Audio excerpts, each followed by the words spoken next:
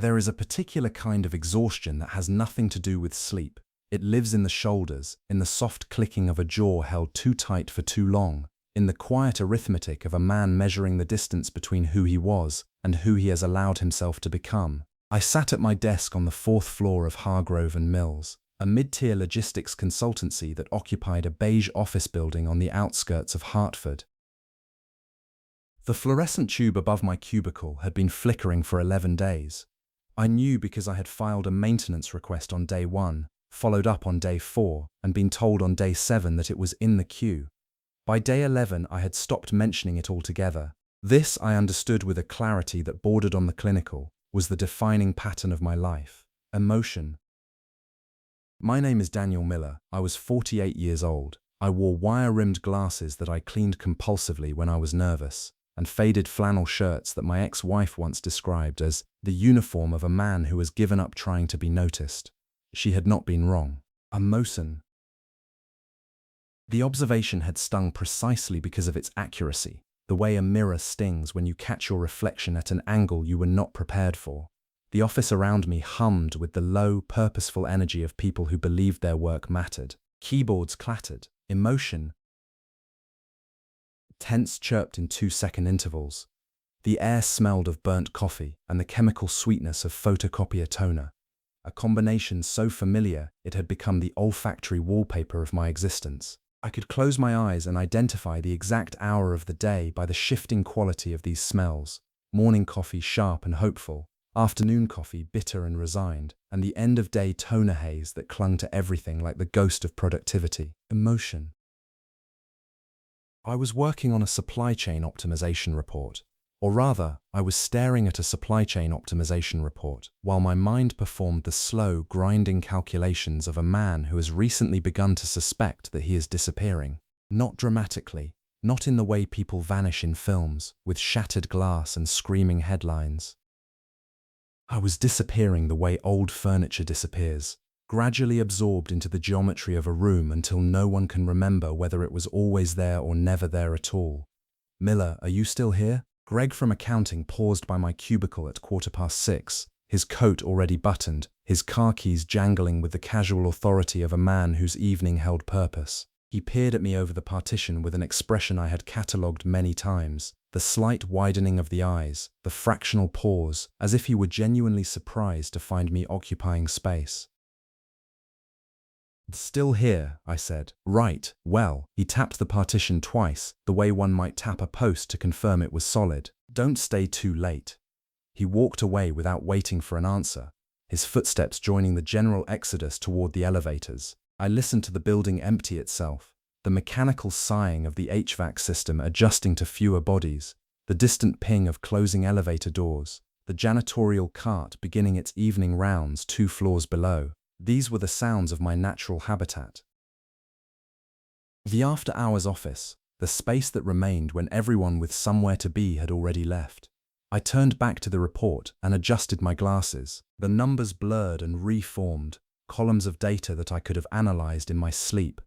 I had been doing variations of this exact work for 22 years, and I was good at it, quietly, invisibly good, the way a well-maintained engine is good. No one praised the engine. Unlation constorner. They praised the car. My phone rang. The sound was so unexpected in the empty office that I physically flinched, knocking my pen holder sideways. Emotion, pens scattered across the desk in a small fan of blue and black. I stared at the phone for 2 full rings before picking it up, noting with a detached interest that my hand was trembling slightly. Mr. Miller, Mr. Daniel Miller. The voice was female, professional, with the measured cadence of someone accustomed to delivering information that required careful phrasing. Yes, this is Daniel. My name is Patricia Conway. I'm an attorney with Conway & Associates in Millbrook. I'm calling regarding your aunt, Eleanor Miller. Eleanor, the name landed in my chest like a stone dropped into still water, sending ripples outward through layers of memory I had carefully packed away. Aunt Eleanor with her wild silver hair and her house full of impossible objects. Emotion.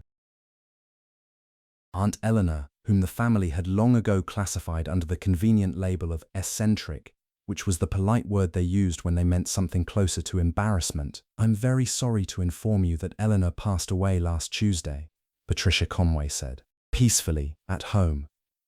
I sat with the phone pressed against my ear and felt the specific texture of this information, not the sharp crack of sudden grief, but something older and more complicated, a hollow ache, like pressing a thumb into a bruise you had forgotten about. Emotion.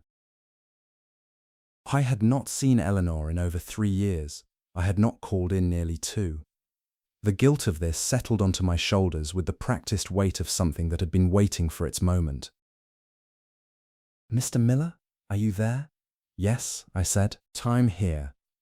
Eleanor named you as the sole beneficiary of her estate. This includes the property at 14 Witchwood Lane in Millbrook, the house and its contents. She was quite specific in her instructions that the house should go to you and only you." I blinked at the flickering fluorescent light.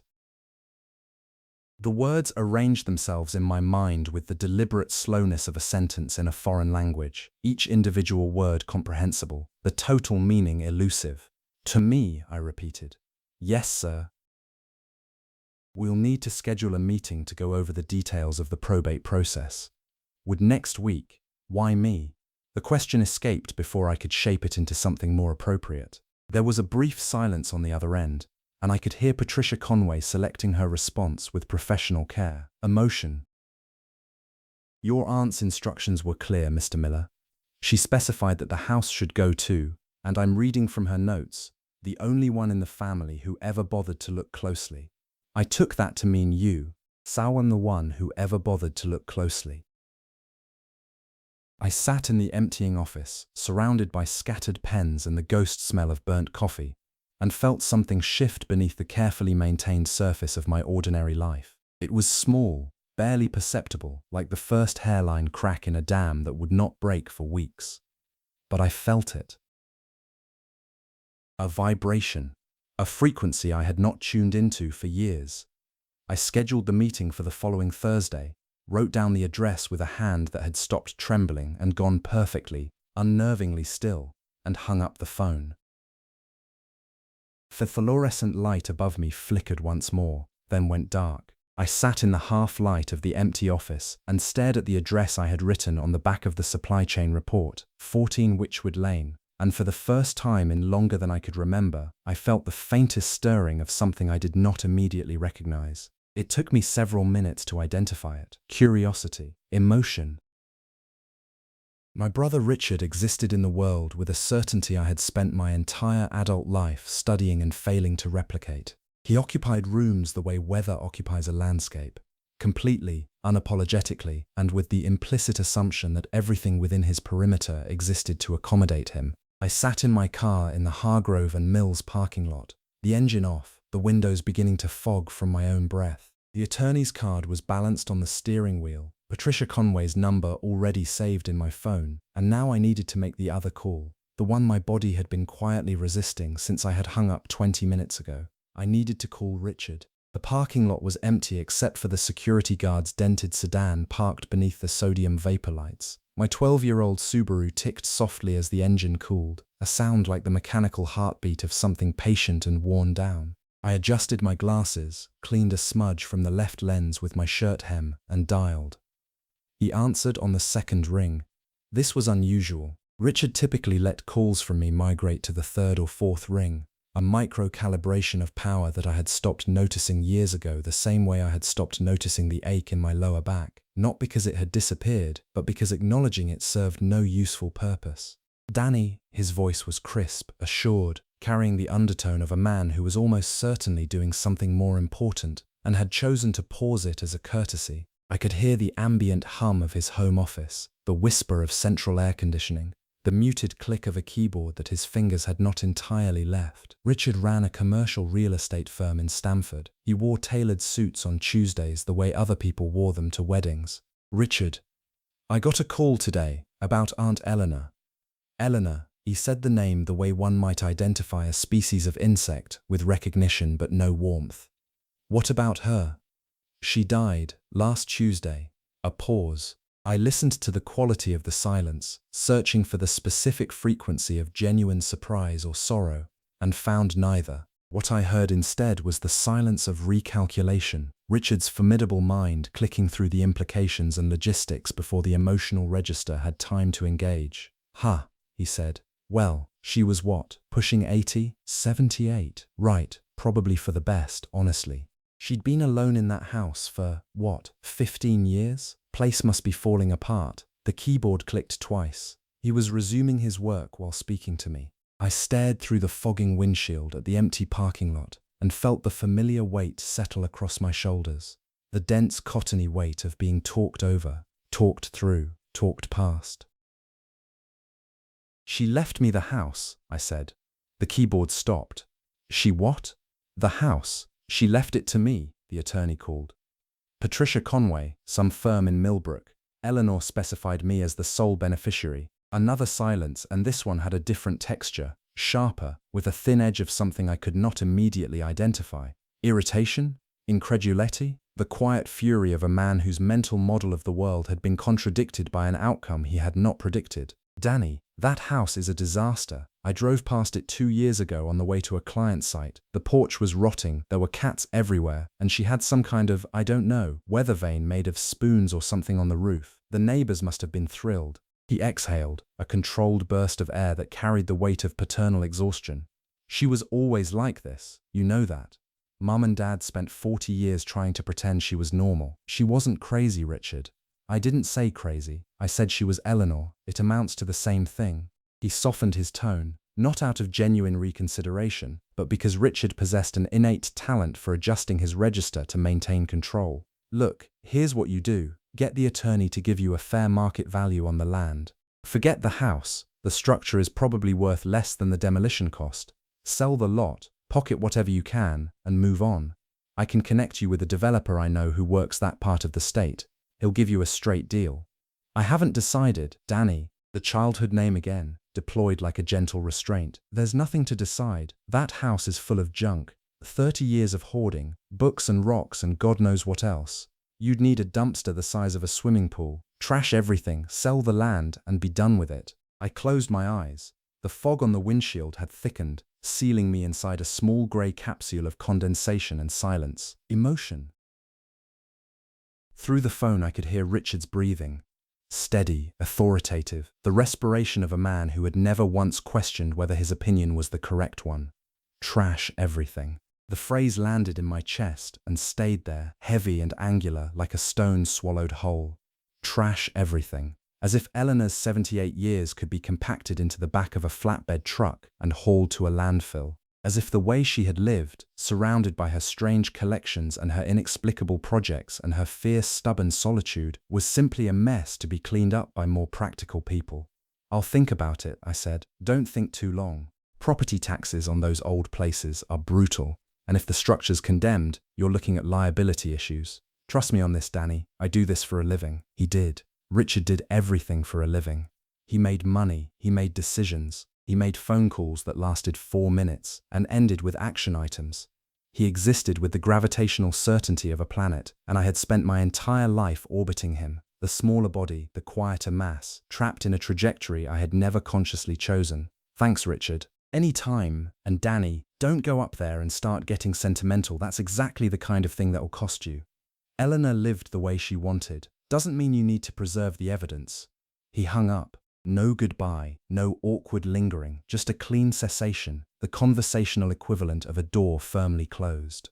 I sat in the cooling car and listened to the silence he had left behind. The windshield was completely fogged now, the parking lot reduced to smeared halos of sodium light, and I was alone with the word that kept turning over in my mind like a key searching for its lock. Trash everything. But Patricia Conway had said something else. She had read from Eleanor's notes, handwritten, apparently, in Eleanor's jagged, impatient script. The only one in the family who ever bothered to look closely. Eleanor had looked at me, at 48-year-old, invisible, flannel-wearing Daniel Miller, and she had seen something worth leaving a house to. I wiped a clear patch in the fog on the windshield with the heel of my hand, and through it the parking lot appeared. Sharp, cold, illuminated by artificial light. The same parking lot I had been sitting in for 22 years. But something about the angle had changed. The house smelled of lavender, old paper, and something underneath both. something mineral and ancient, like the inside of a cave or the dust from a rock split open for the first time in 1,000 years. I stood in Eleanor's front hallway with the attorney's key still in my hand, the brass teeth warm from my grip, and for a long moment I did nothing but breathe. The air was thick with it, with her, with the accumulated weight of a life lived in relentless pursuit of things I could not yet name. Dust motes drifted through the slanted afternoon light that came through the transom window, each one carrying its freight of microscopic history, skin cells, paper fibers, the powdered residue of whatever Eleanor had spent her final decades collecting, cataloguing, and refusing to explain to anyone who lacked the patience to understand. The hallway alone would have given Richard a cardiac event. Books stacked in columns against both walls, rising from the warped hardwood floor to chest height, their spines faded to ghost colors by decades of indirect sunlight, sage greens bleached to mint, wine reds softened to the pink of old brick. Some towers were topped with ceramic bowls containing dried flowers whose petals had gone the color of tea stains. Others bore the weight of geological samples, actual rocks, tagged with handwritten labels in Eleanor's jagged script, each one a small monument to an afternoon spent on her hands and knees in some creek bed or hillside, turning the earth over with the patient intensity of a woman who believed the ground owed her its secrets. A barometer hung crooked on the wall, its needle pinned permanently between change and storm. Beside it, a framed topographical map of somewhere I did not recognize, its surface covered in pencil annotations so dense they formed a palimpsest of layered observation, layer upon layer of Eleanor's mind, pressed into the paper like geological strata. I took a step forward, and the floor groaned beneath me with the intimate protest of a house that had learned the weight of its occupant and was startled by a stranger's unfamiliar stride. The sound traveled through the soles of my shoes and up through my ankles, a vibration that felt less like creaking wood and more like a warning. The living room opened to my left. I stopped in the doorway and pressed my hand against the frame, feeling the grain of the old oak beneath my fingers, the tiny ridges and valleys worn smooth by decades of Eleanor's passing. An overstuffed armchair sat beside a reading lamp, its cushion permanently shaped by the curve of her body, the impression so vivid and so specifically hers that my throat constricted. She had sat here. Night after night, year after year, she had folded herself into this chair with a book, or a magnifying glass, or a journal, and the fabric had memorized her the way fabric memorizes the people who forget to leave. The shelves surrounding the chair held everything. Leather-bound journals with dates embossed on their spines, 1987, 1993, 2001, 2019, a lifetime of careful observation. Paperback field guides to birds of the Northeast, minerals of the Appalachian Range, fungi of temperate forests, stacked manila folders thick with clippings from scientific journals whose titles I did not recognize, small glass jars containing specimens of seeds, each jar bearing a Latin name in Eleanor's handwriting, the ink faded but the letters precise, the penmanship of a woman who believed that naming a thing correctly was a form of respect. I passed through the living room into the kitchen, and the world changed again. Emotion. Dried herbs hung from the ceiling in bundles tied with rough twine. Rosemary, thyme, something pungent I could not identify that made my eyes water and my sinuses open with a sharp, clarifying burn. The kitchen counters were covered not with dishes but with notebooks, a magnifying glass, a collection of pressed leaves mounted on index cards with clear tape and labeled in pencil. A mortar and pestle sat beside the stove, its basin stained the deep purple-brown of crushed bark. The refrigerator was covered in photographs, not family photographs, but landscapes, rock formations rising from fog, river bends carving through red clay, forest clearings lit by the kind of light that only exists in places humans have not yet claimed. Each photograph bore a date and a set of geographic coordinates written in permanent marker on the white border. I opened the refrigerator. A jar of dark wildflower honey, a block of aged cheddar wrapped in wax paper, 2 bottles of a local hard cider. The spareness of her physical needs set against the enormousness of her intellectual hunger made something fracture deep in my chest. Not grief exactly, but the ache of recognition. Eleanor had not been living in squalor, she had been living in devotion. I climbed the stairs, my hand finding the banister almost without instruction. The wood was warm and smooth, worn to a satin finish by decades of her palm. and when I gripped it, I could feel the subtle depression where her fingers had landed 10,000 times. It was the most intimate thing I had ever touched, more personal than a handshake, more revealing than a diary. This was the topography of her daily routine, mapped into the grain of the wood itself. The second bedroom had been converted into a study whose intensity stopped me in the doorway. A wooden desk dominated the space, buried under papers and magnifying lenses and rolled-up charts. On the wall above hung a corkboard pinned with maps, photographs, and lengths of colored string, red, blue, green, connecting them in a web of associations that looked, from 3 feet away, like the work of either a brilliant researcher or a madwoman. I studied it, leaning close enough that my glasses nearly touched the pins, my breath creating small temporary clouds of condensation on the glass covers of the photographs. There were dates, place names I could not immediately locate, photographs of a woman I did not recognize, dark hair cut short, sharp eyes burning with an intensity that seemed to transcend the old sepia tones, wearing clothing that placed her in the 1920s or 1930s. She was not smiling in any of the photographs. She was looking directly at the camera with the fierce, unapologetic stare of someone who expected to be remembered. Emotion.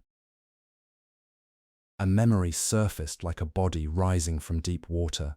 I was 12, sitting on this porch, before the railing rotted, before the paint curled like dead skin, when the garden was kept and the house still smelled of Eleanor's bread rather than her solitude. She stood beside me, her silver hair loose and unruly in the summer wind, soil beneath her fingernails, and she was pointing at something beyond the tree line with the focused intensity of a woman who had discovered a new world and could not understand why no one else was looking. "Look closer, Daniel," she had said, her voice rough and certain. "Everything worth finding is hidden in plain sight." I had been 12. I had looked where she pointed and seen trees, just trees. I had nodded the way children nod when they want adults to stop talking. But standing in her study now, 36 years later, surrounded by maps and colored strings and photographs of a fierce-eyed stranger, I understood with a slow, spreading sorrow that Eleanor had not been pointing at the trees. She had been pointing at something behind them, something she had spent her entire life trying to reach, alone, in a house the family called a disaster, and a life the family called a waste.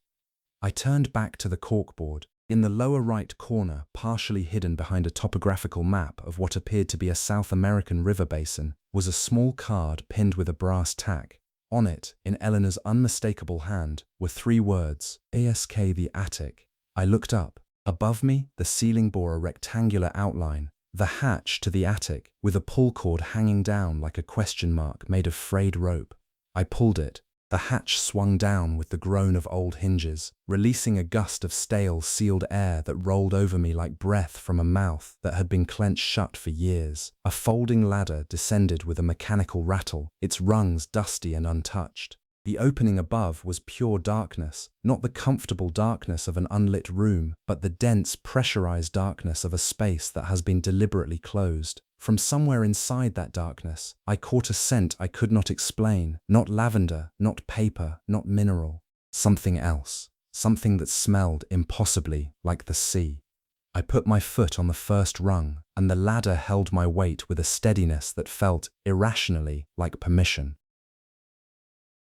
Sleep, in an unfamiliar house, is an act of surrender that my body has never performed gracefully. I lay rigid on Eleanor's narrow bed, the wool blanket rough against my chin, smelling of cedar and dried lavender, and the faint musk of a closet that had been opened and closed 10,000 times by hands that were no longer here to open it again. The mattress was old. I could feel the individual coils through the padding, each one pressing into my shoulder blade or hip like a small, insistent reminder that this bed had been shaped for a different body, a narrower frame. A woman who had slept here for decades and left her impression in the springs the way she had left her impression in everything. I stared at the ceiling. Cracks ran across the plaster in a branching pattern that resembled, in the moonlight, a river delta seen from altitude. The moonlight itself entered through curtains Eleanor had not drawn in years, their fabric stiff with dust, casting a pale grid across the blanket and illuminating the suspended particles in the air, each mote a tiny archive of her life, drifting in the stillness. The house spoke, not in words. In the language of old timber, the creak of joists expanding against their nails as the temperature dropped, a slow pop from somewhere deep in the walls that sounded like a knuckle cracking. the sigh of air moving through gaps in the window casements with a thin, reedy whistle that rose and fell with the wind outside. Beneath it all, a bass note I could feel more than hear, the house's foundations settling into the earth, the deep geological patience of stone and mortar, adjusting to the weight of another night. I gave up on sleep at 11:30. I pulled on my flannel shirt, the cotton soft and familiar against my skin, a portable fragment of my old life, and padded downstairs in my socks, each stair announcing my descent in a different pitch of protest. The banister was cool now, the warmth of afternoon long gone, and the wood felt different under my palm at night, harder, more formal, as if the house itself had stiffened. The study called to me. The corkboard with its maps and coloured strings had been rotating slowly in my mind for 2 hours, a mechanism I could not stop examining, and my hands needed occupation. I switched on the desk lamp, 40 watts, maybe less. It cast a pool of amber light that smelled faintly of heated dust, the particular scent of a bulb burning away particles that had settled on its surface during weeks of disuse. The room contracted around the light, shadows deepening in the corners, the corkboard above the desk transforming into a constellation map of connections I had barely begun to trace. I sat in Eleanor's desk chair, an old wooden swivel that tilted dangerously to the left and smelled of furniture oil, and began to examine the corkboard properly. The photographs of the dark-haired woman clustered in the upper left quadrant, connected by red string to dates: 1923, 1925, 1927, 1931. Each date bore a location: Mato Grosso, Pará, Roraima, Brazilian states. I realized with a jolt of recognition. Beneath the photographs, Eleanor had written, AV confirmed, see diary P, emotion. Tense. 47. AV. The initials meant nothing to me. I leaned back, and the chair shrieked, a metallic protest that shattered the silence and sent my pulse hammering against my wrists. My heel caught something beneath the desk, something heavy, immovable. I pushed the chair back, knelt on the cold floorboards, their chill seeping through the fabric of my pants into my kneecaps, and looked. A chest. It sat in the knee well beneath the desk, draped in heavy canvas that smelled of linseed oil and age. I pulled the cloth away slowly, my fingers registering the stiff, gritty texture of the fabric, military-grade canvas, the kind used for covering field equipment, not decorative household items. The chest itself stopped my breath. Iron-bound. Dark wood, oak possibly, or walnut, strapped with heavy iron bands in an X pattern, riveted with bolts that had oxidized to the color of dried blood. The metal was cold to the touch, startlingly cold, as if it had been storing the temperature of decades of unheated winters. I ran my fingers along the iron straps and felt every pit and ridge of corrosion, every year of patient waiting encoded in the texture of the rust. The chest was roughly 2 feet by 18 inches, and when I tried to shift it, its weight anchored it to the floor with the authority of something that had no intention of being moved casually. A padlock hung from the front clasp, old, substantial, a heavy mechanism of blackened brass that expected a skeleton key, not a combination. I rattled it. It held with the stubbornness of hardware that had been faithful to its purpose for longer than I had been alive. I sat back on my heels and pressed my palms flat against the cold floor, grounding myself. The house creaked, a long, slow groan from the roof, followed by a rhythmic tap-tap-tap against the study window.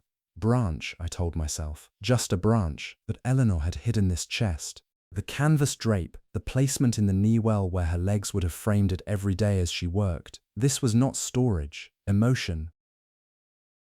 This was guardianship. She had positioned the most important thing in this house directly beneath her own body, where she could feel its presence through the soles of her feet every time she sat down to work. Trash everything, Richard had said. I stood and began searching the room with a focus that surprised me. My hands moving over surfaces, opening drawers, running along the underside of shelves. Behind the study door, almost invisible beneath a hanging wool coat, I found a small brass hook. On it hung a ring of keys. 4 keys.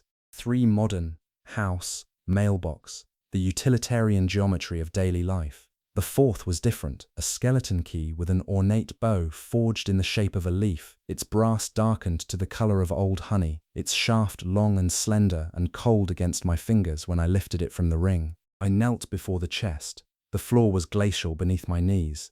The padlock was heavy in my left hand, the key precise in my right. I inserted it. The lock turned with a smooth, oiled click that resonated through the quiet house like the first note of a song that had been waiting 70 years to be played. The clasp released, the lid shifted fractionally under its own weight. I did not open it. I knelt there in the amber lamplight, my hands on either side of the chest, and felt my heart beating against the inside of my ribs with a force I had not experienced since. When? Since the last time something in my life had genuinely mattered. The scent of linseed oil and old iron filled my nostrils, and beneath it, seeping up through the gap between lid and body, came a smell I recognized from the attic. Faint, impossible, unmistakable. The sea, whatever was inside this chest, had been to places I could not yet imagine. And Eleanor, quiet, dismissed, eccentric Eleanor, had been its keeper. Emotion. The floorboard broke under my left knee at 2:17 in the afternoon. A clean snap that sent a jolt of adrenaline from my kneecap to my jaw and dropped my hand through the gap into cold, empty darkness. I had been cleaning the attic since 11. Not the efficient industrial cleaning that Richard would have prescribed, dumpsters and hazmat suits, and the brutal efficiency of men who are paid by the hour to make the past disappear. My cleaning was slower, more careful, driven by the peculiar reverence that overtakes a man when he realizes he is handling the private archaeology of someone else's life. The attic was vast. It ran the full length of the house, its ceilings sloping to meet the roofline in sharp angles that forced me to crouch along the edges, and every available surface was occupied. Trunks, boxes, stacks of National Geographic from 1964 to 2018, their yellow spines forming a geological column of accumulated curiosity. Old scientific instruments, a sextant, a compass in a mahogany case, a brass microscope with one eyepiece missing, arranged on a shelf with the care of museum pieces. Rolled charts tied with faded ribbon. Glass jars of soil samples, each labeled with coordinates and dates, standing in rows like a library of dirt. The air smelled of pine resin and mouse droppings, and the particular mustiness of air sealed too long inside a space. Thick, organic, tasting of wood shavings and forgotten purpose. Afternoon light entered through a single dormer window and fell in a solid column of gold that turned the suspended dust into a slow-motion galaxy, each mote orbiting lazily in the thermal currents created by my movement. I was sorting 3 categories: keep, examine, unknown, emotion. The unknown pile was by far the largest. I had been working near the far wall, where the roofline came lowest, kneeling on the old pine floorboards with my weight distributed across both knees the way you kneel in a church, carefully, with awareness of the surface beneath you. The boards here were older, rougher, untreated pine that had dried and contracted over decades, leaving gaps between the planks wide enough to catch the thin blade of the afternoon light and send it down into the crawl space below. The board broke, not gradually, not with warning. A sudden, percussive crack that buckled the wood beneath my left knee and sent my hand plunging through the gap up to the wrist. The splinters dragged across my skin with a sharp, burning immediacy, and for a moment I was frozen in the position of a man reaching into his own floor, my arm disappearing into darkness up to the forearm, my heartbeat pounding in my wrist where it pressed against the ragged edge of the broken plank. I pulled my arm out slowly, examining the scratches. Minor, superficial, bleeding in thin red lines across my wrist and the back of my hand. Then I looked at the hole. The broken board had revealed a cavity, not the crawl space I expected, but a deliberate compartment, a space that had been carved out between the joists, perhaps 18 inches deep and 2 feet long, its interior lined with what appeared to be oilcloth, dark, waxy fabric pinned to the joists with brass tacks, creating a waterproof pocket sealed away from the rest of the attic's contents. This was not damage, this was design. I pried up the adjacent board. It came away easily, its nails having been removed and replaced with wooden pegs that could be lifted without tools. A modification so subtle I would never have noticed it if the first board had not cracked. The compartment opened wider, and the oilcloth interior gleamed dully in the light from the dormer window. Inside, resting on the oilcloth like a body in a coffin, were 2 objects. The first was a diary. Small, leather-bound, its cover the dark reddish-brown of old blood, its edges worn to a soft curve by handling. A leather strap held it closed, fastened with a tiny brass buckle that was green with age. I lifted it carefully, and its weight surprised me, heavier than a book that size should be, as if the pages themselves were dense with information. with observation, with the compressed record of a life that had refused to be forgotten. The second object was a key, not a modern key, a rusted iron key, large and ornate, its bow shaped like a compass rose with 4 directional points. It was attached to a length of leather cord that had stiffened with age into a permanent curve, as though it had once been worn around someone's neck. I sat back against a trunk, holding the diary in one hand and the key in the other, and listened to the silence of the attic, which was not truly silence but the accumulated whisper of 70 years of settled dust and stored memory. The diary's leather was warm from the compartment, warmer than it should have been, as if it had been holding its own temperature in that sealed space, waiting.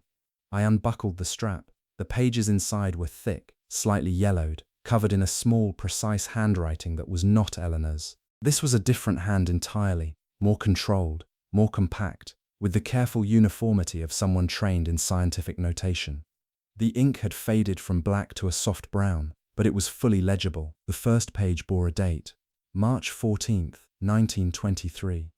Beneath it, a name, A. Vance, and beneath the name, a single line that made the hair on my forearms rise. I have found what they said could not exist, and I will not let them take it from me. I closed the diary carefully, held it against my chest, and sat in the golden attic light, listening to the house breathe around me, understanding for the first time that Eleanor had not been hoarding junk. She had been hiding evidence, emotion. I had expected treasure, or rather, the version of treasure that a man like me, a man who had spent 22 years quantifying supply chains and optimizing delivery routes, was conditioned to expect, something with a clear value, a definable purpose, a line item on a spreadsheet. What I found instead, when I opened the iron-bound chest at dawn with my hands still carrying the ghost scent of attic dust and old leather, was the residue of a life that had refused to be quantified. The chest contained no gold, no legal documents, no keys to safety deposit boxes. It contained soil, small canvas pouches, perhaps 20 of them, each drawn closed with a leather cord and labeled with coordinates and dates in A. Vance's precise handwriting. The pouches were arranged in rows, packed tightly together, each one holding a different color and texture of earth.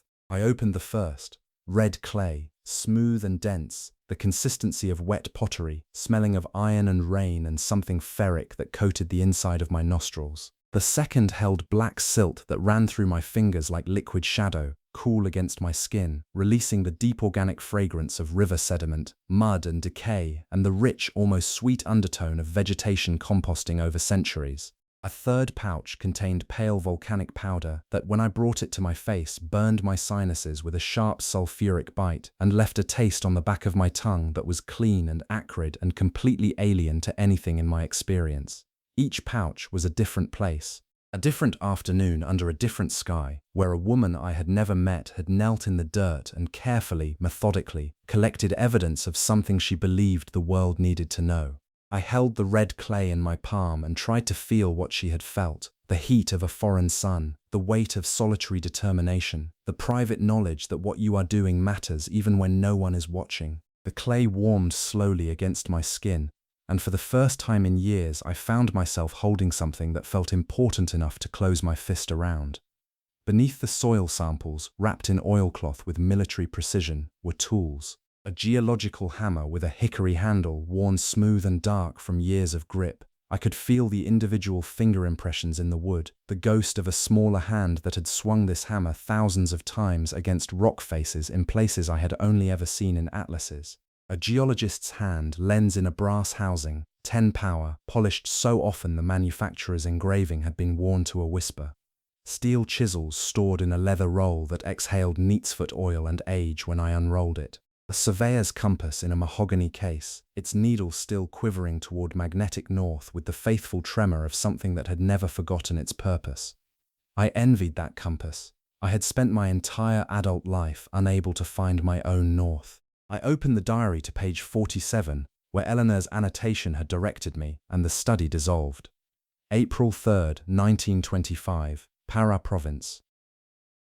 The river narrowed to 40 feet today, the canopy closing overhead until the water moved in permanent shadow. My clothes are soaked through. The humidity presses against my skin like a living membrane, filling my lungs with air so thick it feels like breathing through wet cloth.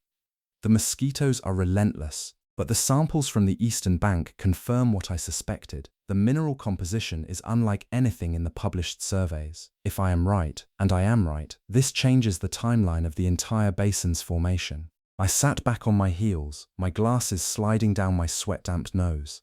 Amelia Vance was not writing a journal, she was writing a testimony. Each sentence carried the precise fury of a woman who understood that her discovery would be significant and equally understood that the significance would be denied to her. August 28, 1925. Harlan has responded. He is interested but cautious. He suggests I send my notes to his colleague for review. I know what this means. My work will be reviewed, absorbed, and published under someone else's name, with a footnote acknowledging my assistance in the field. I am tired of being a footnote. The words hit me with the force of a physical blow, not to my body, but to the architecture of self-deception I had spent 2 decades constructing.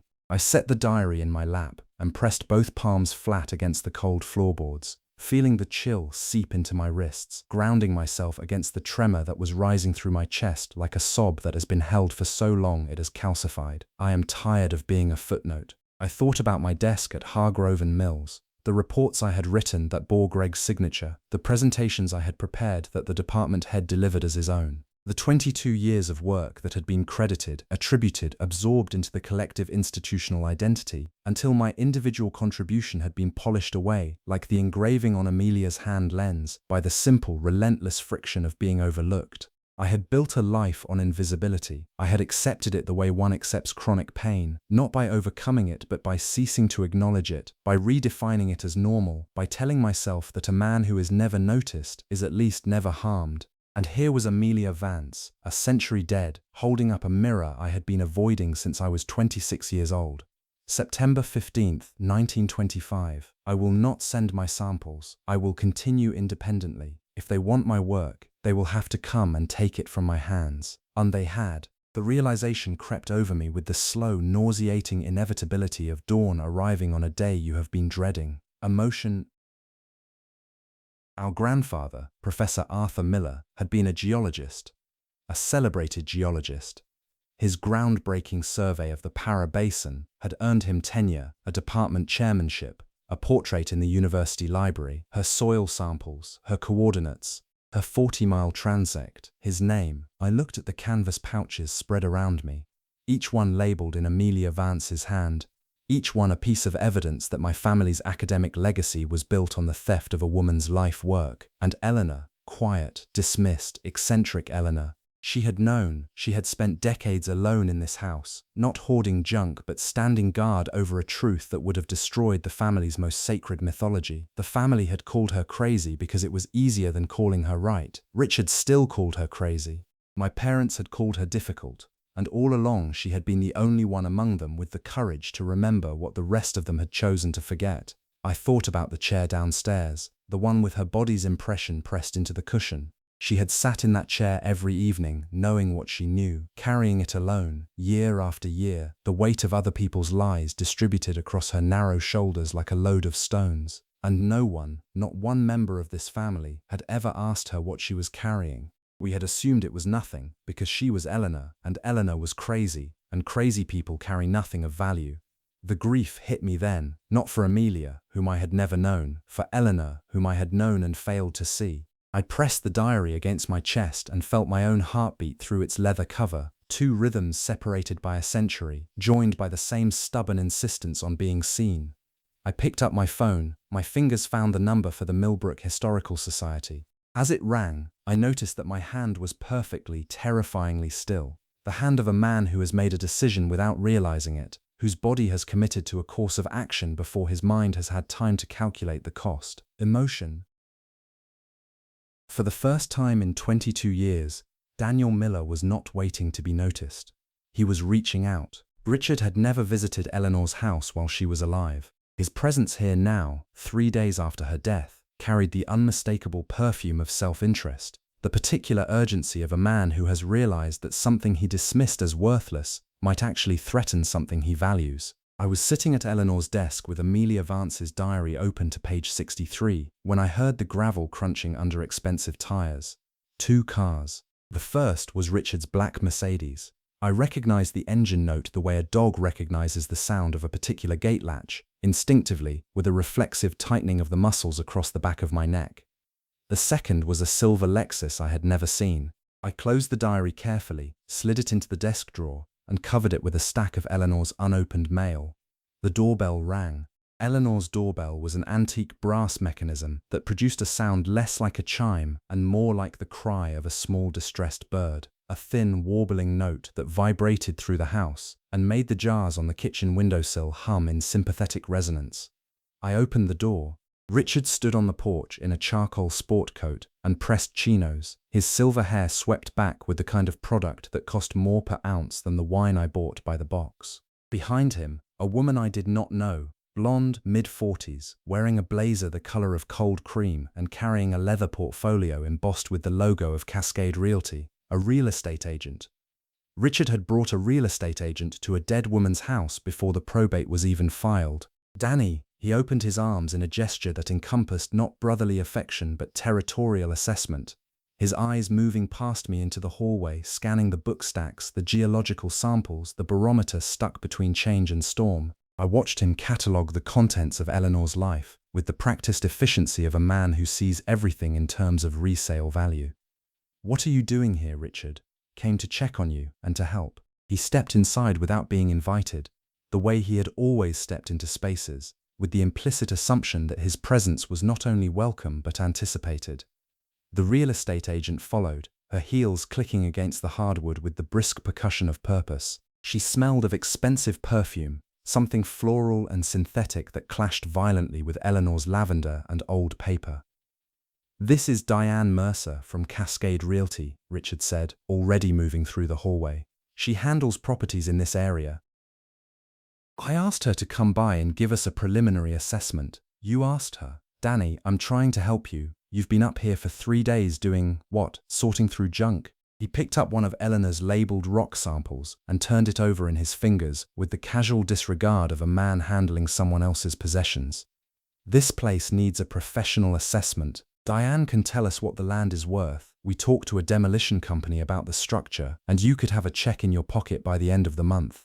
Diane Mercer had produced a tape measure from her portfolio and was already measuring the hallway, her fingers moving with the practiced automation of someone who converts square footage into dollar signs the way a translator converts languages. "Richard, I didn't ask for this." "You never ask for anything, Danny. That's your problem." He said it lightly, but the weight of it settled on my shoulders like a yoke, the familiar, crushing weight of being defined by my own passivity. "Someone has to look out for you. That's what I'm doing." He was already in the living room, running his hand along the bookshelves, pulling out journals and letting their spines crack open before replacing them carelessly. I watched him touch Eleanor's things the way a coroner handles evidence, with clinical detachment and no reverence for what the objects had meant to the person who had collected them. "Nice bones," Diane said from the kitchen doorway, making a note on her tablet. "The lot's roughly 2 acres. Subdivision potential alone would be—" "Stop," I said. The word surprised everyone in the room, including me. It came out quiet, barely above a conversational volume, but it had a quality I did not recognize in my own voice, a density, a refusal. Richard turned.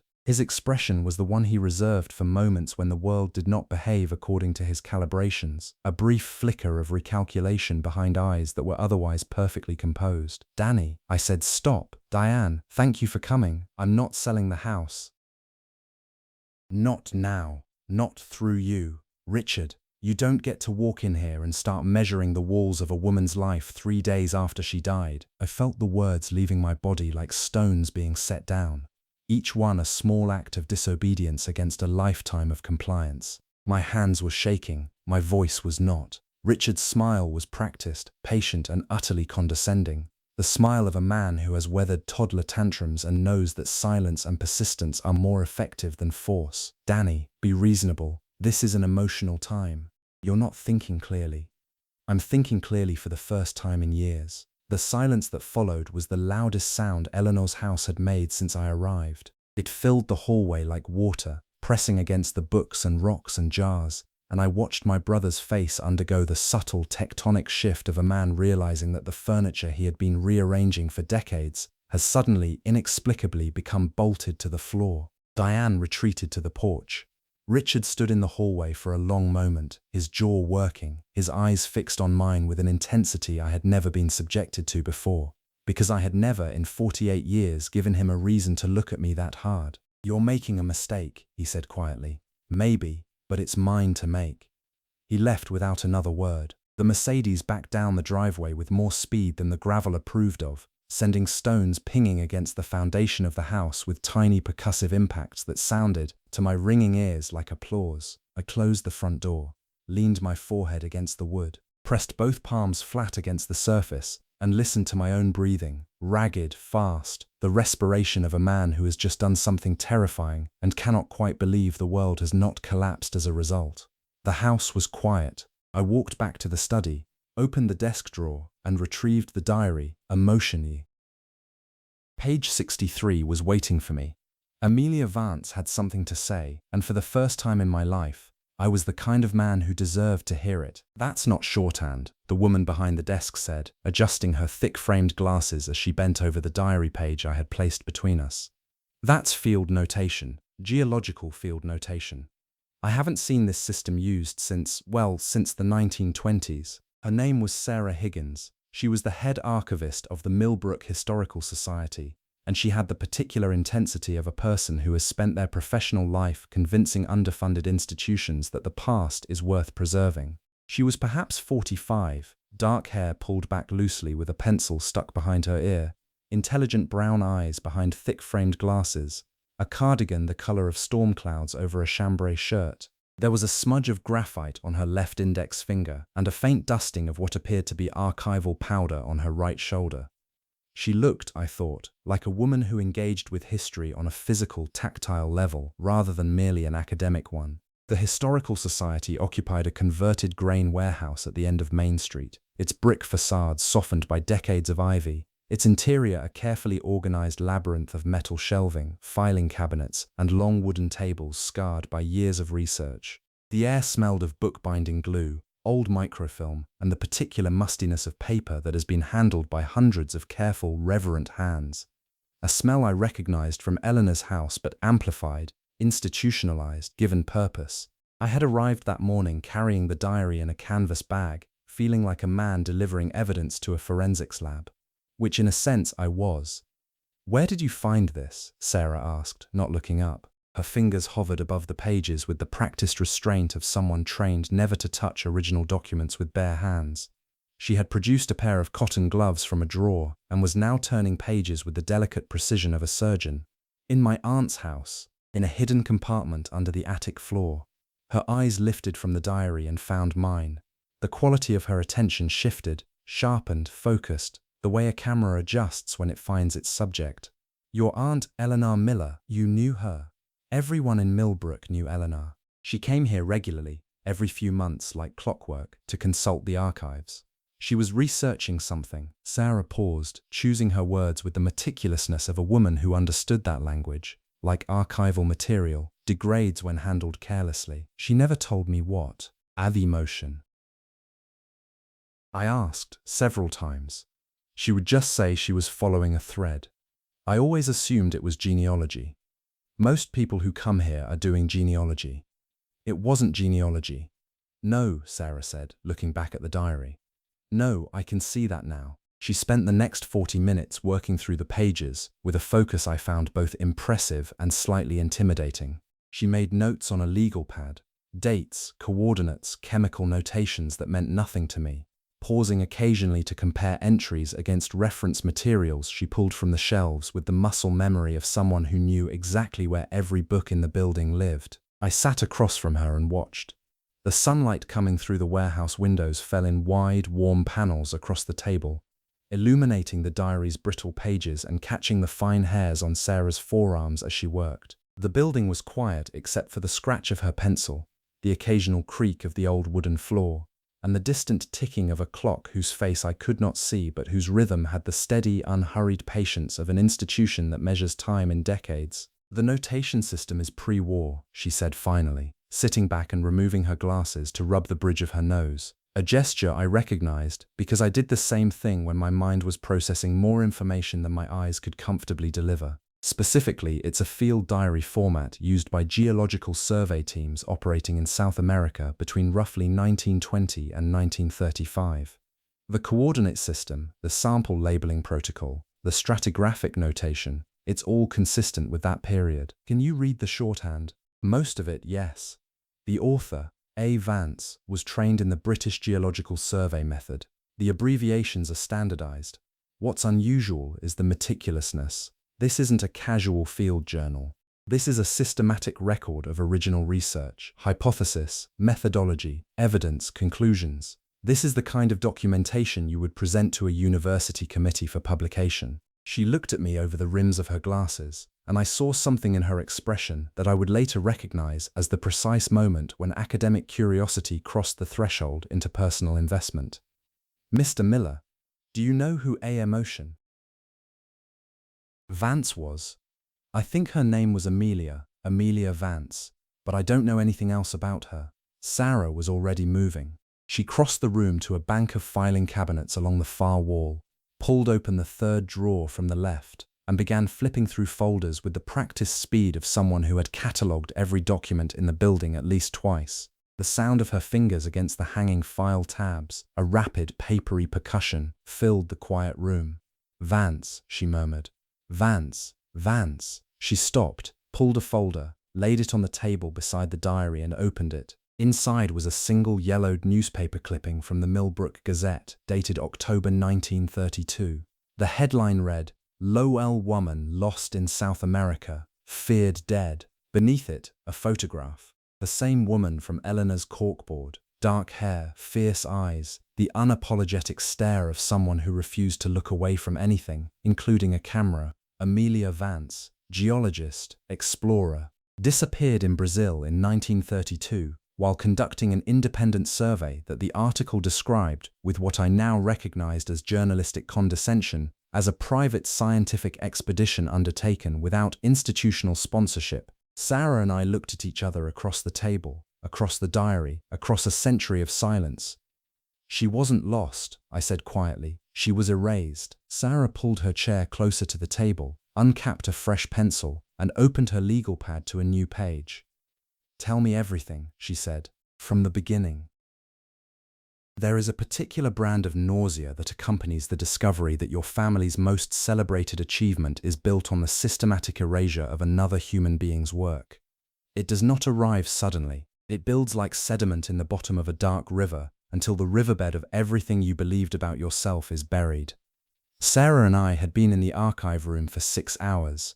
The long wooden table felt rough under my forearms, scarred with decades of grooves and pencil marks, each one a small archaeological record left by researchers pressing too hard. The surface was warm where my arms had rested, cold everywhere else. Our documents covered it completely, photocopies still hot from the machine, their edges curling, smelling of toner and heated ink. Brittle microfiche printouts on slippery paper that whispered against my fingertips. Geological Society bulletins shedding tiny flakes of dried glue that collected in the creases of my damp palms. The microfiche reader hummed in the corner, its blue-white glow casting our shadows onto the far wall. The machine smelled of heated glass and ozone, a sharp, electric scent that stung the back of my throat. Each time Sarah scrolled to a new frame, the motor whined, a high, thin sound that buzzed against my teeth like a tuning fork pressed to my jaw. Evening had descended without either of us noticing. The tall warehouse windows had gone dark, turning into mirrors that reflected our hunched silhouettes. Outside, rain tapped against the glass, soft, irregular, like cold fingertips asking for attention. The sound of water running down the brick exterior was a constant whisper beneath our conversation, the building itself crying. Sarah had been methodical, building a documentary skeleton from the Millbrook Gazette clipping, Amelia Vance, Lost in South America, backward through publications, correspondence archives, census records. Here, she slid a warm photocopied page across the rough table. Her voice had gone very quiet, precise, controlled. Preliminary report on the mineral composition of the Southern Para Basin. Author Arthur G. Miller, Hartford University, March 1928. She placed Amelia's diary entry from June 1925 beside it. Read them together. I read. Arthur had restructured sentences, swapped synonyms, added ornamental academic phrasing, But the data was the same, the coordinates, emotion. The mineral analysis. Every substantive finding had been lifted from Amelia Vance's field notes with cosmetic alteration. The nausea hit my chest, thick and oily, spreading outward from my sternum. I pressed my fingers against my closed eyelids and saw phosphonies, bright bursts against the dark. I tasted copper at the back of my throat, metallic and bitter, the flavor of adrenaline, of blood chemistry reorganizing itself around a truth the body processes faster than the mind. I thought about Amelia, not as a name but as flesh, a woman kneeling in Brazilian mud in 1925, humidity pressing against her skin like a living membrane, mosquitoes drowning in the sweat on her forearms, her calloused fingers pressing soil samples into canvas pouches while the forest steamed around her. She had understood the significance of what she found and trusted the wrong person because the system available was the only one that existed, a system designed by the very men who would profit from her invisibility. I thought about myself. 22 years of reports bearing other people's names. The mechanism was identical, the quiet absorption of invisible labor.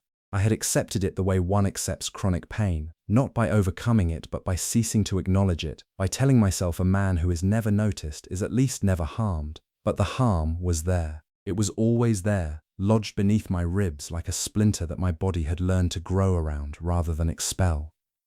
"There's more," Sarah said, her voice gentle as a scalpel. She showed me the publication timeline. Arthur's paper, March 1928.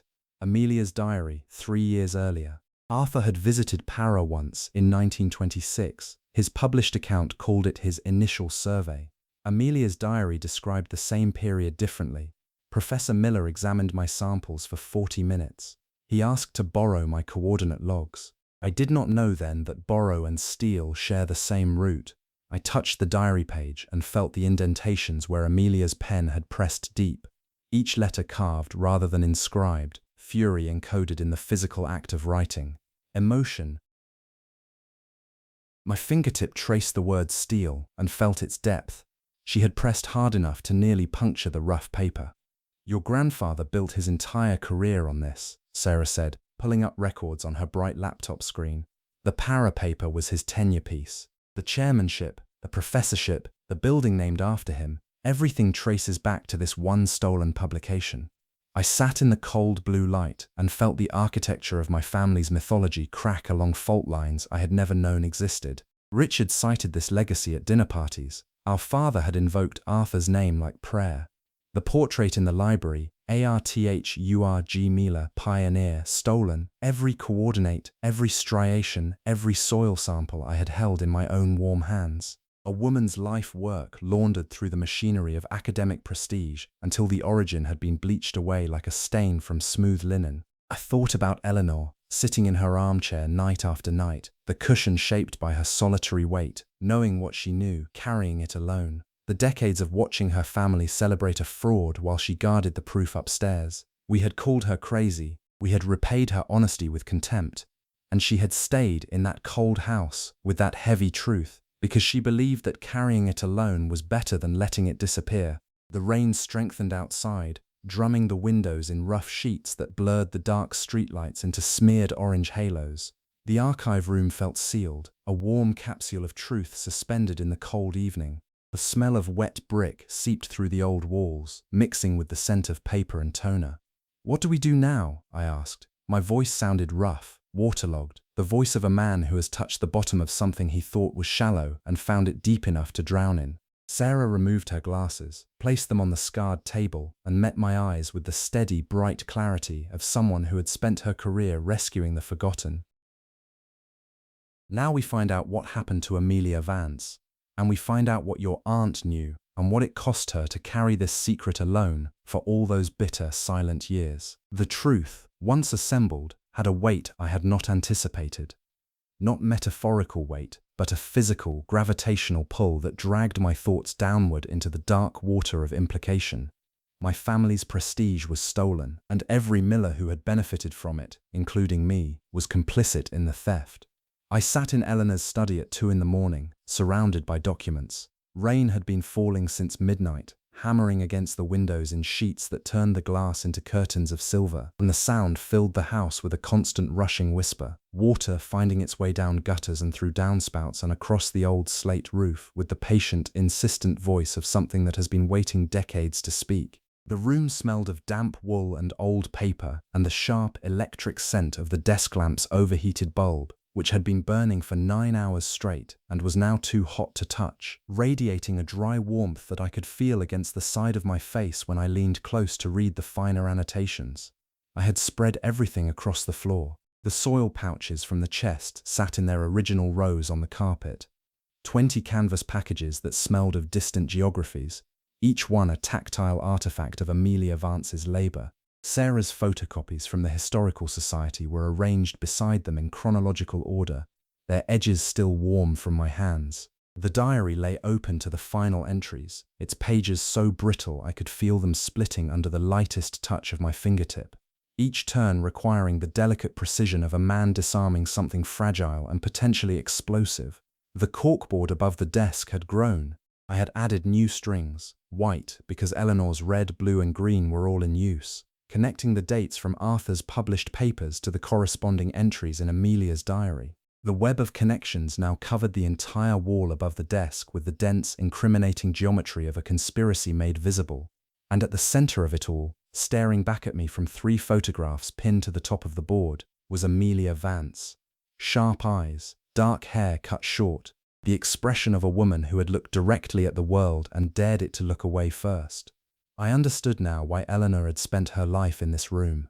The full scope of the theft was devastating in its simplicity. Arthur Miller had not committed a single act of plagiarism. He had committed a sustained campaign of intellectual erasure spanning a decade. Between 1928 and 1937, he had published 7 papers based on Amelia's field research. Each paper had been cited hundreds of times. Each citation had reinforced the mythology. Each reinforcement had buried Amelia deeper beneath the weight of Arthur's manufactured reputation. And then Amelia had disappeared. The 1932 newspaper clipping, lost in South America, sat on the desk where Sarah had placed it, its yellowed edges curling inward as if the paper itself were trying to close around its own shame. The article described Amelia's disappearance as an accident, a solo expedition into the para-interior that had simply ended in silence. No body, no final communication, just absence. But the diary told a different story. The final entries were dated August 1932, written in a hand that had lost its former steadiness, the letters slightly larger, the strokes slightly less controlled, as though Amelia had been writing in difficult conditions or difficult emotional states. Perhaps both. August 3rd, 1932. I have confronted Miller. I showed him the original notebooks, the dated samples, the correspondence proving that my survey preceded his by 3 years. He listened. He was calm. He offered me money. When I refused, he told me that no one would believe a woman's field notes over a tenured professor's published papers. He said this with the quiet certainty of a man stating a natural law, not a threat, but a fact of physics. He was right, of course. That is the worst part. He was absolutely right. I pressed my palms flat against the cold floor and felt the chill travel up through my wrists into the bones of my forearms. The rain outside had intensified. I could hear it now, not just against the glass, but against the walls of the house, a percussive drumming that vibrated through the wooden frame and into the floorboards beneath my knees, as if the house itself were trembling. August 14th, 1932. I am returning to Para. Not to continue the survey. That work is finished, and it belongs to me regardless of whose name appears on the publications. I am returning because the jungle is the only place left where my work exists unmarked by someone else's claim. The samples in the ground are mine. Emotion. The striations in the rock face are mine. The truth is in the earth, and the earth does not lie. That was the last entry. Amelia Vance had gone back to the one place where her work still belonged to her, the place where the evidence existed in a form that could not be stolen, could not be published under another name, could not be erased by institutional machinery, and she had never returned. I closed the diary. The sound of the cover meeting the cover, a soft, leather-on-leather sigh, was the quietest sound in the room and somehow the loudest thing I had heard all night. Eleanor had found this diary, or it had been passed to her. Either way, she had read these same words in this same room, and she had understood. She had understood that the family name she bore was built on the bones of a woman who had been erased so thoroughly that even her disappearance was treated as her own fault. An imprudent adventure, a foolish woman's misstep, rather than what it actually was, the final act of a person who had no other way to reclaim what was hers. I thought about Richard. He would arrive at Eleanor's funeral next week in a tailored suit, shake hands with strangers, and introduce himself as the grandson of Arthur Miller with the practiced ease of a man trading on stolen currency. He would do this without a flicker of doubt, because he did not know what I now knew. Or did he? The question arrived like a cold draft from an unseen crack in the wall, sudden, invasive, carrying the bitter taste of possibility I was not prepared to swallow. Did Richard know? Had their father known? How far back did the knowledge travel, and who else in this family had chosen silence over truth? I stood up. My knees cracked from hours on the floor. My lower back ached with the sweet, burning protest of muscles held too long in one position. I walked to the window and pressed my forehead against the cool, rain-streaked glass, watching the water run down the other side in rivulets that caught the faint light from the desk lamp and turned it to gold. Somewhere in the darkness outside, beneath the soil of this hill, and the soil of a Brazilian forest, and the soil of every place Amelia Vance had ever touched, the truth waited. It had been waiting for 100 years, and I was no longer the kind of man who could pretend he didn't hear it. Staul Villiers fall. Reading Amelia's diary in sequence was like watching a light being slowly, deliberately extinguished, not by wind or accident, but by the careful, calculated hands of people who found the light inconvenient. Sarah arrived at Eleanor's house at 9 in the morning, carrying a box of archive photocopies under one arm and 2 coffees in the other, the steam rising from the paper cups in twin columns that smelled of burnt caramel and bitter espresso. The warmth of the cup against my cold fingers when she handed it to me felt like a small act of kindness in a house that had been cold for too long, which was not literally true, since I had been running the old furnace for 3 days, but emotionally accurate in a way that mattered more. I wrapped both hands around the cup and felt the heat seep into the stiff joints of my knuckles, and for a moment I was simply grateful that another person was here, in this house, in this room, carrying part of this weight. I had not realized until Sarah arrived how much of Eleanor's burden I had been absorbing alone. I stayed up until 3 comparing publication records, Sarah said, setting the box on the desk with a soft thud that released a puff of paper dust into the lamplight. Daniel, she was brilliant. Not just competent, brilliant. The sampling methodology Amelia developed predates the accepted geological standard by 30 years. She essentially invented the protocol that modern field teams still use, and no one knows her name. The words settled into me like a splinter, small, sharp, working their way beneath the skin of my understanding and lodging there.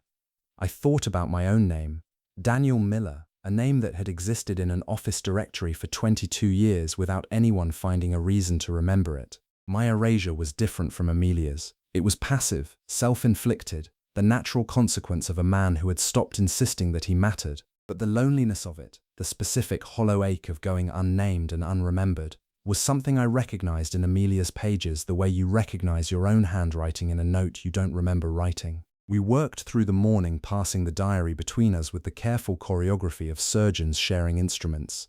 Every major paper Arthur Miller had published between 1928 and 1937 could be traced to Amelia's diary. His 1930 paper on Roraima mineral classification corresponded to her 1926 field season.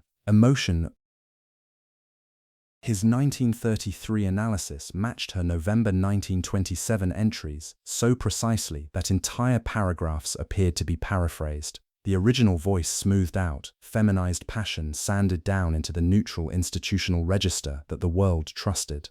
He didn't just steal her data, Sarah said, pressing both palms flat against the warm desk, the gesture of a woman grounding herself against anger. The lamplight caught the fury in her eyes and turned it golden.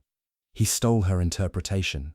The insight that these anomalies suggested a rift zone, that was her genius, and he took it the way you take a tool from someone's hand when they're not watching. We broke at noon. Sarah made sandwiches from Eleanor's cheddar and bread she had brought from town, and we ate standing in the kitchen, the taste of sharp cheese and sourdough mixing with the cold autumn air coming through the cracked window, carrying the scent of wet leaves and distant wood smoke. The herbs above us swayed gently in the draught, releasing faint threads of rosemary and thyme that mixed with the sweet bitterness of our cooling coffee. "I need to show you something," Sarah said. She pulled out a folder, University Correspondence 1929 to 1935. The letter, dated March 1929, was on Hartford University letterhead, signed by Arthur G. Miller. It recommended the termination of the university's affiliation with Miss A. Vance on the grounds that her field methods were unsound and her conclusions unreliable. It further recommended that her samples and field notes be archived under departmental custody. Archived. The words sat in my mouth like something bitter and metallic, the taste of language being used as a weapon, of institutional authority being wielded to silence the inconvenient, of a man so confident in his own power that he could commit theft and character assassination in the same letter and sign it with a flourish. I thought about every time someone at Hargrove and Mills had described my work as the team's contribution, or credited my analysis to departmental resources. The mechanism was identical, the scale was different, the damage was the same. "He didn't just take her work," I said. My voice sounded rough, low, carrying something heavy. "He destroyed her, professionally, personally, emotion. He made sure she had nothing left to stand on. That's exactly what he did." I sat in Eleanor's armchair and felt the cushion give beneath me, that familiar, specific compression of fabric shaped by another body, another lifetime of sitting with unbearable knowledge. The fabric smelled of lavender and dust and the faint warmth of solitary habitation. I thought about Eleanor here, night after night, year after year, holding the truth alone in her lap like something fragile and heavy, watching her family celebrate a fraud while she carried the proof upstairs. The loneliness of that, the decades of it, the sheer grinding weight of knowing and being unable to speak, made something crack in the center of my chest that I had been holding together for 48 years. Not grief, something deeper, something older. The specific anguish of recognizing your own pain in someone else's story and understanding, for the first time, that you have been grieving silently for a version of yourself that was never allowed to exist. Sarah opened another folder. Inside was Eleanor's handwritten note. "I found the diary in Mother's things after she died.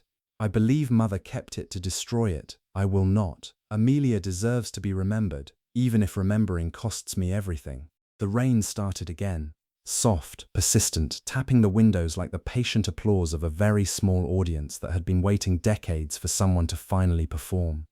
Sarah reached across the desk and placed her hand over mine. The warmth of her palm against my cold skin lasted no more than 2 seconds, but I felt it travel through my hand and up my arm, and settle somewhere near the crack in my chest, not sealing it, but holding the edges together. "We're going to fix this, Daniel. We're going to give Amelia her name back." Outside, the rain fell harder. Inside, the lamplight held.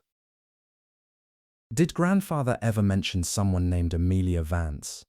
The silence on the other end lasted exactly 4 seconds. I counted. Then Richard said, with the careful precision of a man defusing a bomb, "Where did you hear that name?" I was standing in Eleanor's kitchen at 6 in the evening. The phone pressed against my ear so hard I could feel the edge of the case cutting into my cheekbone.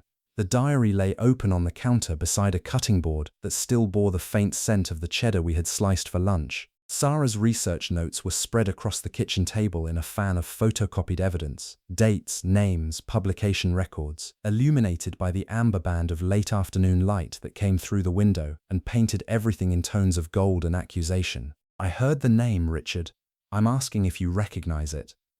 Danny, the childhood name again, but deployed differently this time. Not with the usual paternal condescension, but with something tighter, more controlled. The voice of a man who has been caught close to something he had assumed was permanently buried. I could hear him breathing through his nose, short, measured inhalations, the respiratory pattern of someone calculating how much truth to release and how much to retain. "I don't know what you've been reading in that house." Eleanor collected all kinds of nonsense. She spent 40 years convincing herself. Did he mention her? The words came out with a density I did not recognize in my own voice, each one separate. weighted, delivered with the deliberateness of a man setting stones into a wall. I heard them in my own ear and felt something shift in the architecture of my chest, a tightening that was not anxiety but its opposite, the specific muscular tension of certainty. Richard was quiet for 7 seconds. I watched the evening light move across the counter, slow as a tide. When he spoke again, his voice had dropped half a register into the lower frequencies he reserved for moments of genuine seriousness, the tones that meant the performance had ended and the man behind it was deciding how much to reveal. "Dad mentioned her once," he said carefully. "Once. I was 16. He'd had 2 whiskeys. Emotion. Tensive something about grandfather having he used the word collaborator, a collaborator in Brazil who had been difficult. He said the family had put the matter to rest and it wasn't to be discussed." A pause. I never asked again. I had no reason to. A collaborator. That's the word Dad used. Richard, she wasn't a collaborator. She was the primary researcher. She did all the field work. She collected the samples, developed the methodology, wrote the original analysis. Grandfather used her research, published it under his own name, and then had her professionally discredited so she couldn't challenge his claims. The silence that followed was the longest of the conversation, a silence so thick I could hear the house around me, the tick of the kitchen clock, the creak of the floorboards settling under the weight of the evening's cooling air, the distant hum of the old refrigerator cycling its compressor with a sound like a very tired animal sighing in its sleep. "Danny." Richard's voice was very low now, and I heard something in it I had never heard before. Not anger, not condescension, but fear. A cold, burrowing fear that lived beneath the surface of his composure like a worm in an apple. "Listen to me carefully. You need to stop this. Whatever you're digging up, whatever Eleanor was working on, you need to put it back in the ground and walk away." "Why?"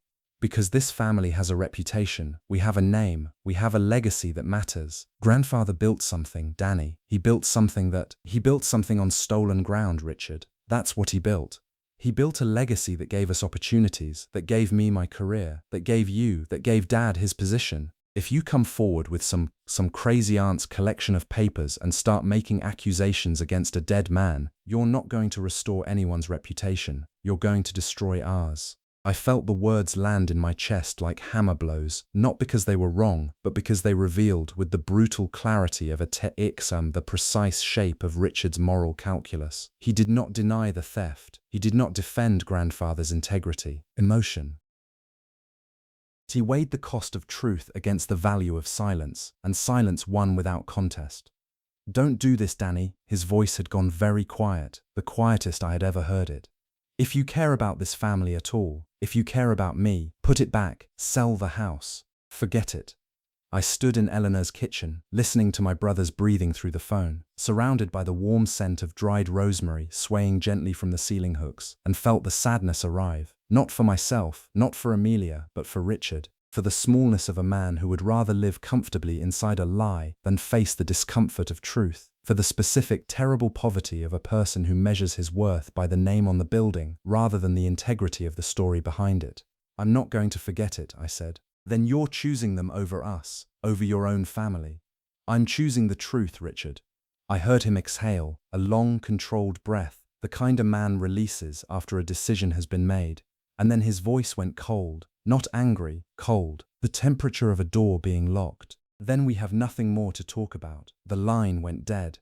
I set the phone on the counter and stood very still in the kitchen, feeling the weight of what had just happened settle over me like snowfall, quiet, comprehensive, covering everything. The clock ticked, the herbs swayed. The light continued its slow retreat across the counter, taking the gold with it and leaving behind the pale grey of approaching dusk. I thought about calling him back. Instead, I picked up the diary, walked into the study, and sat down at Eleanor's desk. There was more to find, and I was no longer the kind of man who needed his brother's permission to look. There is a liberation that only comes from destroying the cage you built around yourself. Not the dramatic liberation of escape, but the quieter, more devastating liberation of realizing the door was never locked. I walked into Hargrove and Mills at 8:15 on a Tuesday morning.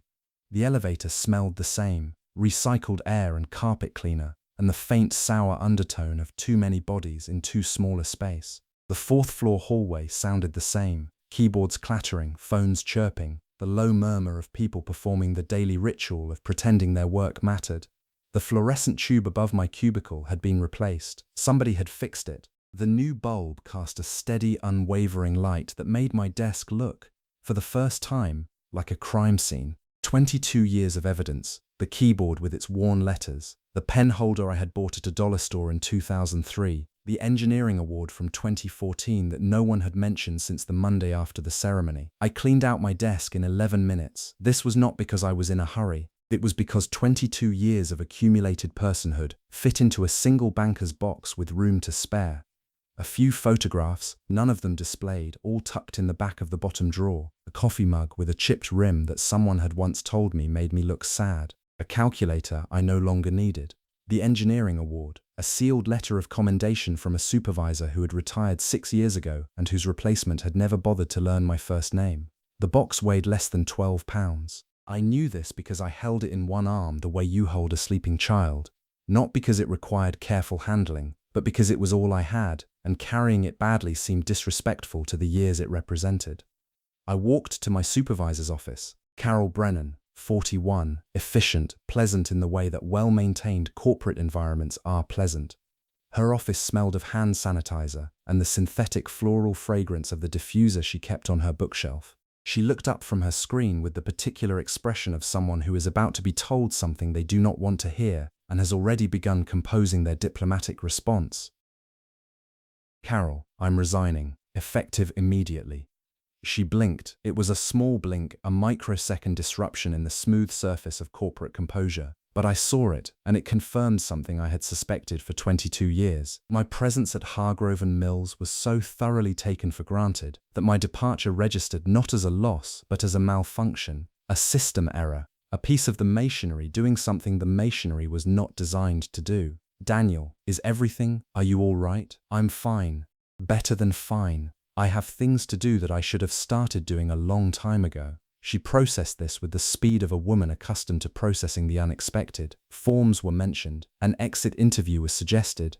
I signed what needed signing with a hand that felt lighter with each signature, as if the act of writing my name on documents of release was physically removing weight from my body, ounce by ounce, signature by signature. I carried the banker's box through the 4th floor. A few heads turned.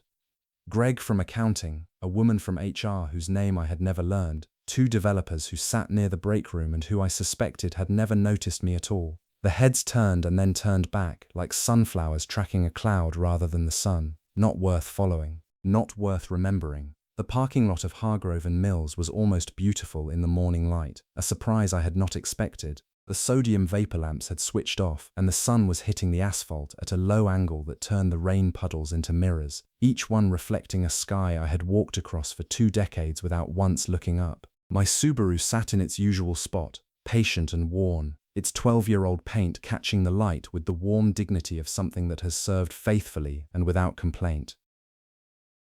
I put the box in the passenger seat. It rode beside me like a quiet companion, the physical weight of my old life, contained and portable for the first time.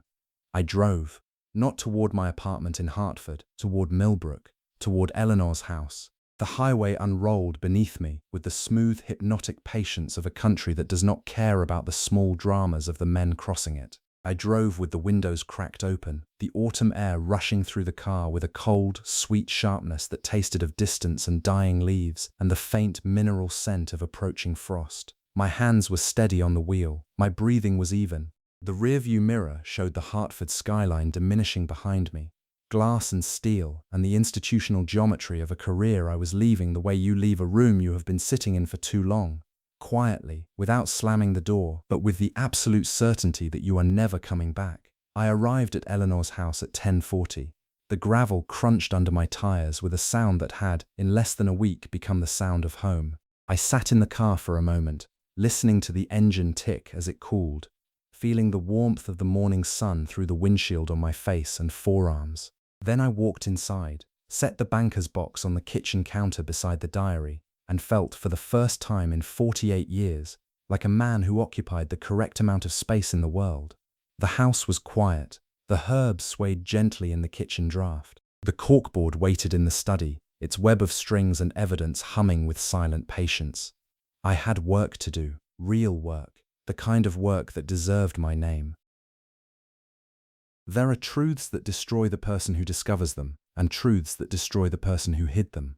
Eleanor's truth was both, a two-edged revelation that had cut her in one direction for 40 years, and was now, in the hands of her nephew, beginning to cut in the other. Sarah found the cross-reference at 4:17 on a Thursday afternoon in a manila folder misfiled under Miller E. rather than Miller Arthur, a bureaucratic error that had inadvertently preserved the one document the family had tried hardest to disappear. The folder had been sitting in the Millbrook Historical Society's archive for decades, shelved between property tax records and church membership rolls, invisible in the way that truly important things are often invisible, hidden not by concealment, but by sheer, crushing ordinariness. The document was a letter, handwritten on cream stationery that smelled of old vanilla and the faint, acrid residue of fountain pen ink that had oxidized from black to the color of rust. The paper was thick and textured, cotton rag, the kind used for correspondence that mattered, and when Sarah unfolded it on the archive table, the creases released a puff of preservative dust that caught the amber afternoon light coming through the tall windows and hung there, suspended, like a tiny constellation of evidence. It was written by Eleanor, dated 1989, addressed to the Dean of Geological Sciences at Hartford University. "Dear Dean Crawford," Sarah read aloud, her voice steady but her fingers pressing hard against the edge of the table. "I am writing to bring to your attention a matter of academic misconduct concerning the publications of the late Professor Arthur G. Miller. I am in possession of original field diaries and soil samples belonging to a researcher named Amelia Vance, whose work formed the substantive basis of Professor Miller's published surveys of the Para Basin region in Brazil. I can provide documentation proving that Miss Vance's research predated Professor Miller's publications by 3 years, and that his papers represent in their entirety the appropriation of her original findings without attribution." Sarah paused. The silence in the archive room was dense, the particular held-breath stillness of a space where something is about to be named that cannot be unnamed. I could hear the clock on the wall, its mechanism counting the seconds with the dispassionate precision of a timekeeper that has witnessed decades of revelations and remained indifferent to all of them. Outside, the rain had stopped, and the sudden absence of its sound made the room feel sealed, a capsule of truth inside a town that had no idea what it contained. "There's more," Sarah said. She turned to the second page. Eleanor's handwriting was shakier here, the letters slightly larger, the lines tilting downward, the physical evidence of someone writing through emotion rather than around it. "I have attempted to raise this matter within the family for many years. My concerns have been dismissed, ridiculed, and actively suppressed. Emotion. My brother, Professor Miller's son, has warned me that any public disclosure would result in my complete estrangement from the family. I accept this consequence, but I cannot, in good conscience, allow Miss Vance's contribution to remain unacknowledged while Professor Miller's reputation continues to benefit from her erasure." I felt the words land in my body like stones, not the sharp stones of sudden impact, but the smooth, heavy stones of something that has been worn down by years of water and is finally being lifted from the riverbed. Eleanor had tried. In 1989, 35 years ago, she had written this letter. She had marshaled her evidence, composed her argument, and sent it to the one institution with the authority to correct the record. What happened? My voice sounded rough, waterlogged. Did they respond? Sarah pulled out a second document from the folder, a typed letter on Hartford University letterhead, dated 3 weeks after Eleanor's. It was signed by Dean Crawford and addressed to Miss E. Miller. The response was 2 paragraphs long. The first acknowledged receipt of her letter. The second informed her that the matters you describe fall outside the scope of the university's current review procedures, and that Professor Miller's contributions to the field of geological science have been extensively reviewed and validated by the academic community. The letter closed with a sentence that made my fists clench against the cold table until my knuckles went white. "We appreciate your concern for the integrity of the scholarly record and encourage you to direct future inquiries to the relevant professional associations." Dismissed. Not investigated, not considered, not even questioned. Dismissed with the smooth institutional efficiency of a system that protects its own the way an immune system protects a body, by identifying the foreign agent and neutralizing it. Eleanor was the foreign agent, The truth she carried was the infection the university's immune system was designed to suppress. She wrote to them, I said, and my voice cracked on the final word, a small, involuntary fissure that opened in my throat and let something honest escape. She did everything right. She gathered the evidence, she followed the proper channels, she put her family relationships on the line, and they threw it in the trash. Sarah was quiet for a moment. Her hand found my forearm and rested there.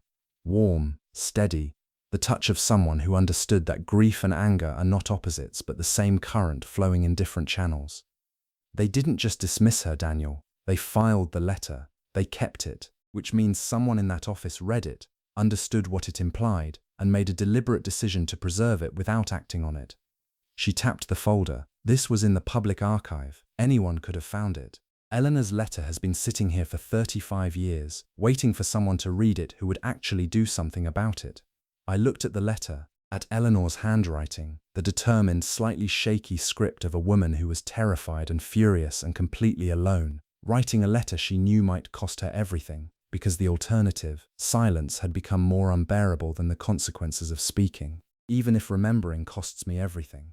She had paid. The family had done exactly what she feared, estranged her, marginalized her, reduced her to the crazy aunt in the crumbling house, and she had stayed. She had stayed in that house with the diary under the floorboards, and the chest under the desk, and the corkboard on the wall, maintaining her evidence with the stubborn, heartbreaking fidelity of a woman who believed that the truth would eventually find someone willing to carry it. It had taken 35 years, but the truth had found someone.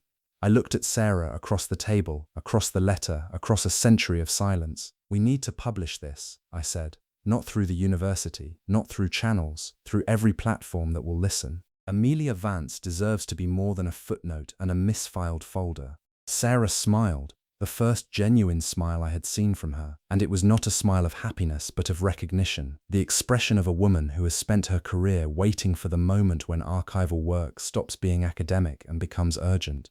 I know exactly who to call, she said. On say you a unabis. What Richard never understood, what he had never in 48 years bothered to understand, was that the house was not property, it was testimony, and he had come to demolish the witness stand. The moving truck arrived at 7 in the morning. I heard it before I saw it.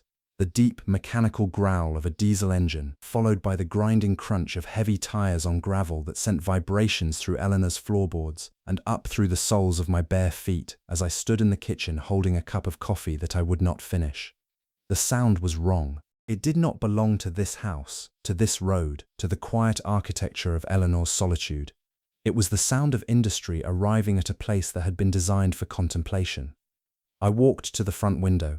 Through the morning fog, white, heavy, smelling of wet earth and decomposing leaves, I watched a truck materialize at the end of the driveway like something emerging from a dream that has decided to become real. Behind it, Richard's black Mercedes. Behind the Mercedes, a white van with a company logo I didn't recognize. Richard stepped out of his car wearing a dark jacket and the expression of a man who has made a decision and has come to execute it. Calm, administrative, entirely devoid of the kind of hesitation that attends people who are doing something they know to be wrong. 2 movers climbed from the truck's cab, both of them carrying collapsed boxes under their arms, and a third man emerged from the white van holding a clipboard and a tape measure. I opened the front door. The cold morning air hit my face and chest, carrying with it the sharp, resinous scent of pine from the surrounding tree line and the distant, acrid tang of diesel exhaust. The porch groaned beneath my feet, a sound I had learned to love, the intimate protest of old wood acknowledging a familiar weight. "Danny," Richard's voice carried across the distance between us with the practiced projection of a man accustomed to addressing rooms. "Step aside. We're clearing the house today." "No." The word was small, a single syllable, but it landed on the gravel between us with the finality of something heavy dropped from a height. Richard stopped mid-stride, his right foot hovering above the bottom porch step, and for a fraction of a second, barely perceptible, but I saw it, his composure cracked. "Danny, we've discussed this. The property assessment. This is my house, Richard. You are not authorized to remove anything. You are not authorized to be here." "Turn the truck around." I felt the words leaving my body the way I had felt words leaving my body only once before. in Carol Brennan's office 5 days ago.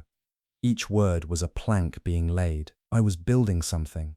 A floor, a foundation, something to stand on. Richard recovered his composure the way a boxer recovers his stance, quickly, professionally, with the automatic muscle memory of a man who has been challenged before and has never once been the one to step back.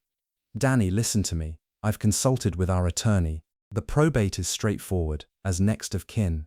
I am the sole beneficiary. The attorney has confirmed this. You have no legal standing in this house, on this property, or over these contents." The movers had stopped. They stood beside the truck, holding their boxes, looking at each other with the uncomfortable expressions of men who have arrived at a job that is not going to go as briefed.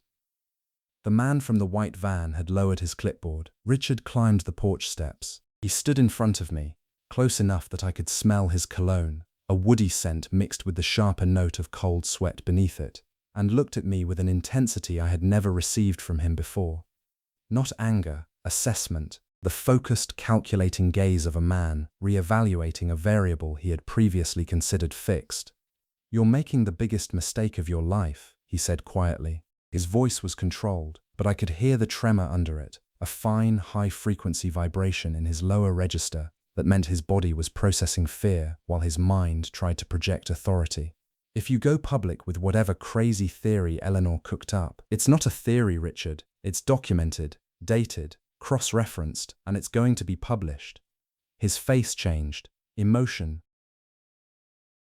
The assessment hardened into something colder, something that I recognized from our childhood, the particular expression Richard wore when he had lost an argument and was deciding whether to escalate or retreat.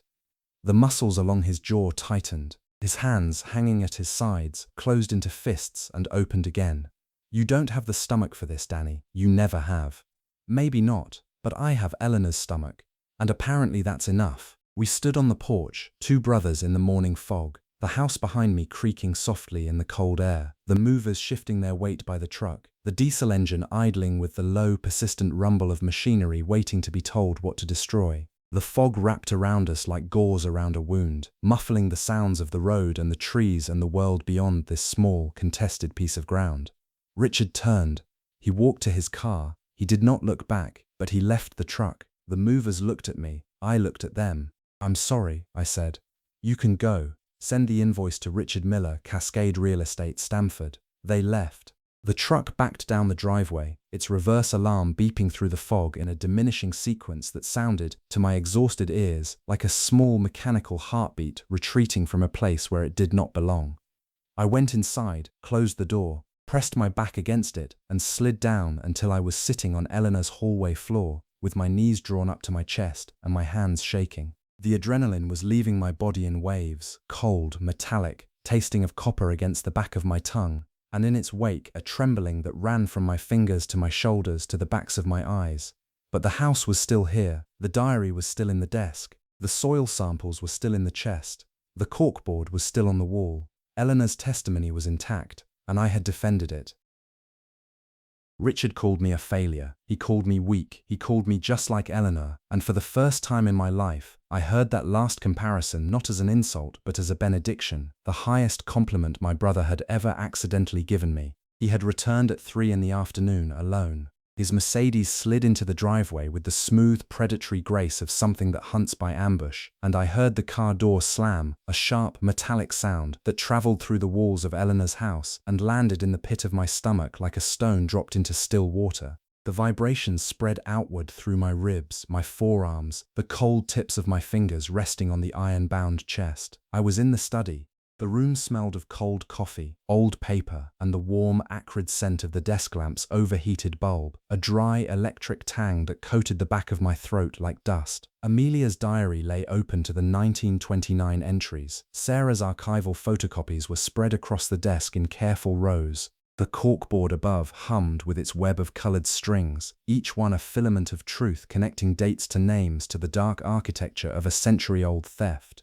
Richard's footsteps crossed the porch, heavy, deliberate. The front door opened. He had a key, I realized, cold sweat prickling along my hairline. He must have copied Eleanor's spare. His footsteps tracked through the hallway, each creak of the floorboards a violation, the acoustic signature of an intruder moving through sacred space. I stood, closed the study door, wedged Eleanor's desk chair under the handle, the legs scraped against the floor with a high, thin shriek that made my teeth ache. Then I pressed my back against the oak, 3 inches thick, solid cool, through my flannel shirt. I could feel every ridge of the wood grain pressing into my shoulder blades, mapping itself against my vertebrae like the braille of a message written by the house itself. My hand found the iron chest beside the desk, and I pressed my palm flat against the cold metal, feeling the rough texture of oxidized straps, the tiny volcanic landscape of century-old corrosion beneath my fingertips, a grounding wire, a touch connecting me to Amelia. His footsteps climbed the stairs, stopped outside the door. I could feel his breathing through the wood, a faint vibration transmitted through the oak, the respiratory signature of controlled fury. Open this door. The door stays closed, Richard. What you're doing is going to destroy this family. The family was destroyed 100 years ago, when grandfather stole a woman's life work and the rest of us agreed to pretend it didn't happen. Silence. I felt his weight shift on the other side, his gravitational presence dense and heavy against the oak, the specific pressure of a man who has spent his entire life expecting doors to open when he pushes. You have no idea what you're talking about. His voice had dropped to its lowest register, the bass note that meant the performance was over. You spent 3 weeks in a dead woman's house reading a dead woman's diary, and you think you're some kind of crusader? You, Danny? The man who sat at a desk he hated for 22 years because he didn't have the spine to quit?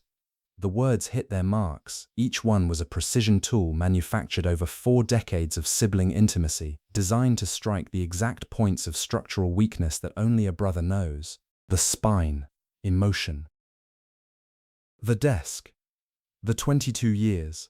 Every insecurity I had ever shown him, every moment of vulnerability I had failed to conceal, was being returned as weaponry, sharpened, pointed, driven through the oak door with the cold accuracy of a man who has studied my weaknesses the way a surgeon studies anatomy. I felt something inside me crumble, not collapse, but settle, like the final shifting of a building being demolished from within, where the walls fold inward and the roof comes down and what remains is not rubble but foundation, raw, exposed, stripped of everything decorative and inessential. You're a failure, Danny.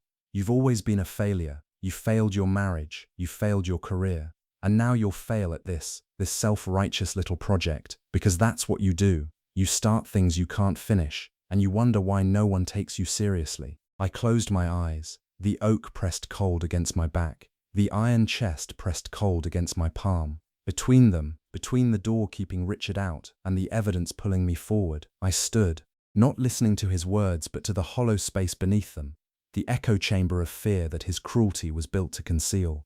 Because I could hear it now, the tremor, a high, thin vibration in his lower register, barely perceptible, like a crack in a bell, that meant his body was processing something his mouth refused to name. Fear, genuine, marrow-deep fear of what I had found and what it meant for the carefully constructed mythology of the Miller name. And you're just like Eleanor. He spat the name the way you spit something bitter, involuntarily, with the taste of it burning his throat. Another crazy Miller, sitting in this rotting house, surrounded by garbage, wasting your life on a dead woman's conspiracy, just like Eleanor. The words landed not as blows but as coronation, because Eleanor had not been crazy. She had been right. She had been the only person in this family brave enough to protect the truth when it cost her everything. Her relationships, her reputation, her place at the table, her name in every conversation that happened after she left the room. The family had called her crazy because it was easier than calling themselves complicit. They had dismissed her to avoid the unbearable alternative of admitting that she was the last honest person among them. And now Richard was telling me I was just like her. I felt the grief and the pride arrive simultaneously. 2 currents merging in my chest, opposing temperatures colliding, creating a warmth that was neither comfortable nor painful, but simply, undeniably alive. Tears pressed against my closed eyelids, warm and salt, and I let them come, not in sobs but in slow, steady streams that ran down my cheeks and into the collar of my flannel shirt, soaking the fabric with the precise, private evidence of a man who has finally understood who he is. You can break down this door, Richard, I said. My voice was quiet. Steady, coming from a place I had not known existed until this moment.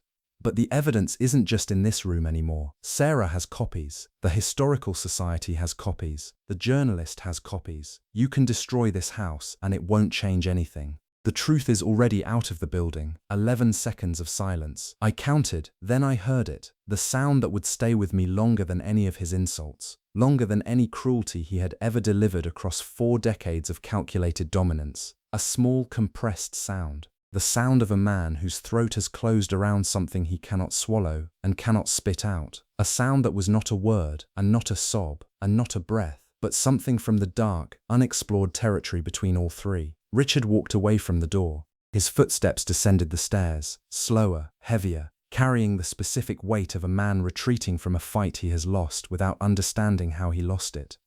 The front door, the car, the gravel, silence. I slid down the oak door until I was sitting on Eleanor's study floor, my back against the wood, my hands in my lap, my face wet. The house breathed around me, creaks and settles and the distant hum of the old furnace pushing warm air through registers that smelled of heated dust. I sat there for a long time. When I finally opened my eyes, the afternoon light had shifted, throwing the corkboard's shadow across the opposite wall in a pattern that looked, from where I sat on the floor, like a map of constellations, each string a line between stars that Eleanor had spent her life plotting. I wiped my face with my sleeve, stood up, moved the chair from the door handle. There was more work to do, but as I reached for the diary, my phone buzzed on the desk. A text from Sarah. Daniel, the journalist, called back. She wants to run the story, but she says Richard's attorney contacted her first. He's threatening a lawsuit if she publishes. He's claiming the diary is a forgery. I stared at the screen until the words blurred. Richard was not retreating, he was regrouping, and the fight I thought I had just won was only beginning. Unfeimatama. Finding your voice at 48 is not like finding it at 18. There is no exhilaration in it, no adolescent thrill of rebellion. There is only the deep, exhausting relief of a muscle finally being used after decades of atrophy. Painful, necessary, and irreversible. Richard came back the next morning, not with movers, not with an attorney, alone. He knocked this time, 3 measured raps against the front door that sounded, through the wood, like the reluctant percussion of a man who has run out of ambushes and is trying the unfamiliar strategy of approach. I opened the door. He stood on the porch in yesterday's clothes, the same dark jacket, but wrinkled now, the collar slightly askew, his silver hair less precisely arranged than I had ever seen it. He looked, for the first time in my memory, like a man who had not slept. There were shadows beneath his eyes that his face had never worn before. And his hands I had always associated with confident gestures and firm handshakes, were hanging at his sides with the uncertain emptiness of tools that no longer know their purpose. "Can I come in?" he asked. The question itself was unprecedented. Richard did not ask, Richard entered. The fact that he was standing on Eleanor's porch with a question in his mouth instead of a demand told me something had shifted in the tectonic plates beneath his certainty. I stepped aside. He walked in slowly. No territorial assessment this time, no scanning eyes. He moved through the hallway the way you move through a church, carefully, with awareness that the space itself has authority. I led him to the kitchen. The morning light came through the window with the harsh, democratic clarity of a room that refuses to let anything hide, illuminating the dust on the windowsill, the dried herbs swaying gently above us, the crack in the ceiling that ran from the light fixture to the wall like a fault line. The air smelled of coffee and the rosemary bundles overhead, and the cold, clean scent of autumn air pressing through the cracked window. I had set the evidence on the table, all of it. Amelia's diary, open to the entries that corresponded to Arthur's publications. Sarah's photocopied side-by-side comparisons. Eleanor's 1989 letter to the university. The university's dismissal. The newspaper clipping. Amelia Vance, lost in South America. "Sit down," I said. "Read." Richard sat. He picked up the diary with hands that were not trembling, but were held very still. The forced stillness of a man who is controlling his body by force of will, the way a pilot controls an aircraft in turbulence. Emotion. Tin read. I watched him. I did not speak. I did not need to. The evidence spoke with a voice louder than mine, the accumulated testimony of a century, arranged on a kitchen table in a house that the family had dismissed as worthless, under the gaze of a man who had spent his entire adult life trading on the name the evidence was about to destroy. He read for 40 minutes. The kitchen clock ticked, the herbs swayed, the coffee grew cold. Outside, a crow called from the tree line, a harsh, percussive cry that sounded like a judgment. Richard set the diary down. He placed both hands flat on the table, palms down, fingers spread, and stared at the surface between them. The gesture was so precisely identical to the way Sarah had grounded herself against anger that I felt a jolt of recognition, as if the same instinct lives in all of us when the ground shifts, the same reflexive need to press our hands against something solid and feel it push back. "How long have you known?" he asked. 3 weeks, and the journalist has everything, including Eleanor's letter to the university and their refusal to investigate. Richard nodded, slowly. He was not looking at me. He was looking at the diary, at Amelia Vance's handwriting, at the precise, careful notation of a woman who had understood that her words might be the only evidence of her existence and had made them count. "He told Dad," Richard said quietly. His voice was different, stripped. The modulation was gone, the careful calibration of register and volume that had always been his most effective tool. What remained was bare, the raw, unprocessed voice of a man who has been carrying something heavy and has decided, perhaps for the first time, to set it down. "Grandfather told Dad.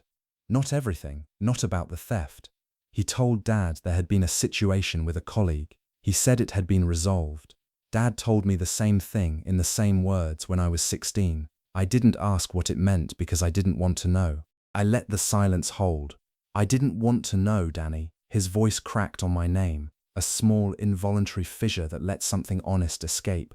"I built my career on that name. My company, my clients, my reputation, all of it starts with grandson of Arthur Miller, pioneer of geological survey. If I knew what he'd done, if I let myself know, then everything I've built is built on stolen ground," I said. "Not cruelly, gently, emotion. The way you state a diagnosis that the patient has been avoiding." Richard closed his eyes. I watched his jaw work, the muscles along his mandible tightening and releasing in a rhythm that looked, from across the table, like a man chewing on something he could not swallow. "What do you want me to do?" he asked. I had rehearsed this moment, not the words, the feeling, the specific quality of authority I wanted to project. Not Richard's authority, which was loud and territorial and built on dominance, something quieter, something that came from the same place Eleanor's courage had come from certainty, from evidence, from the stubborn insistence that the truth matters more than comfort.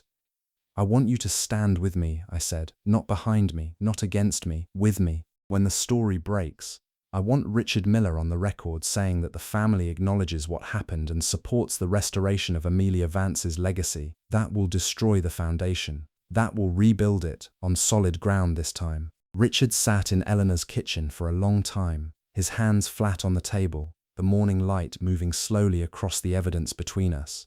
The herbs swayed above us, releasing their quiet, medicinal scent. The coffee had gone completely cold. Finally, he looked up.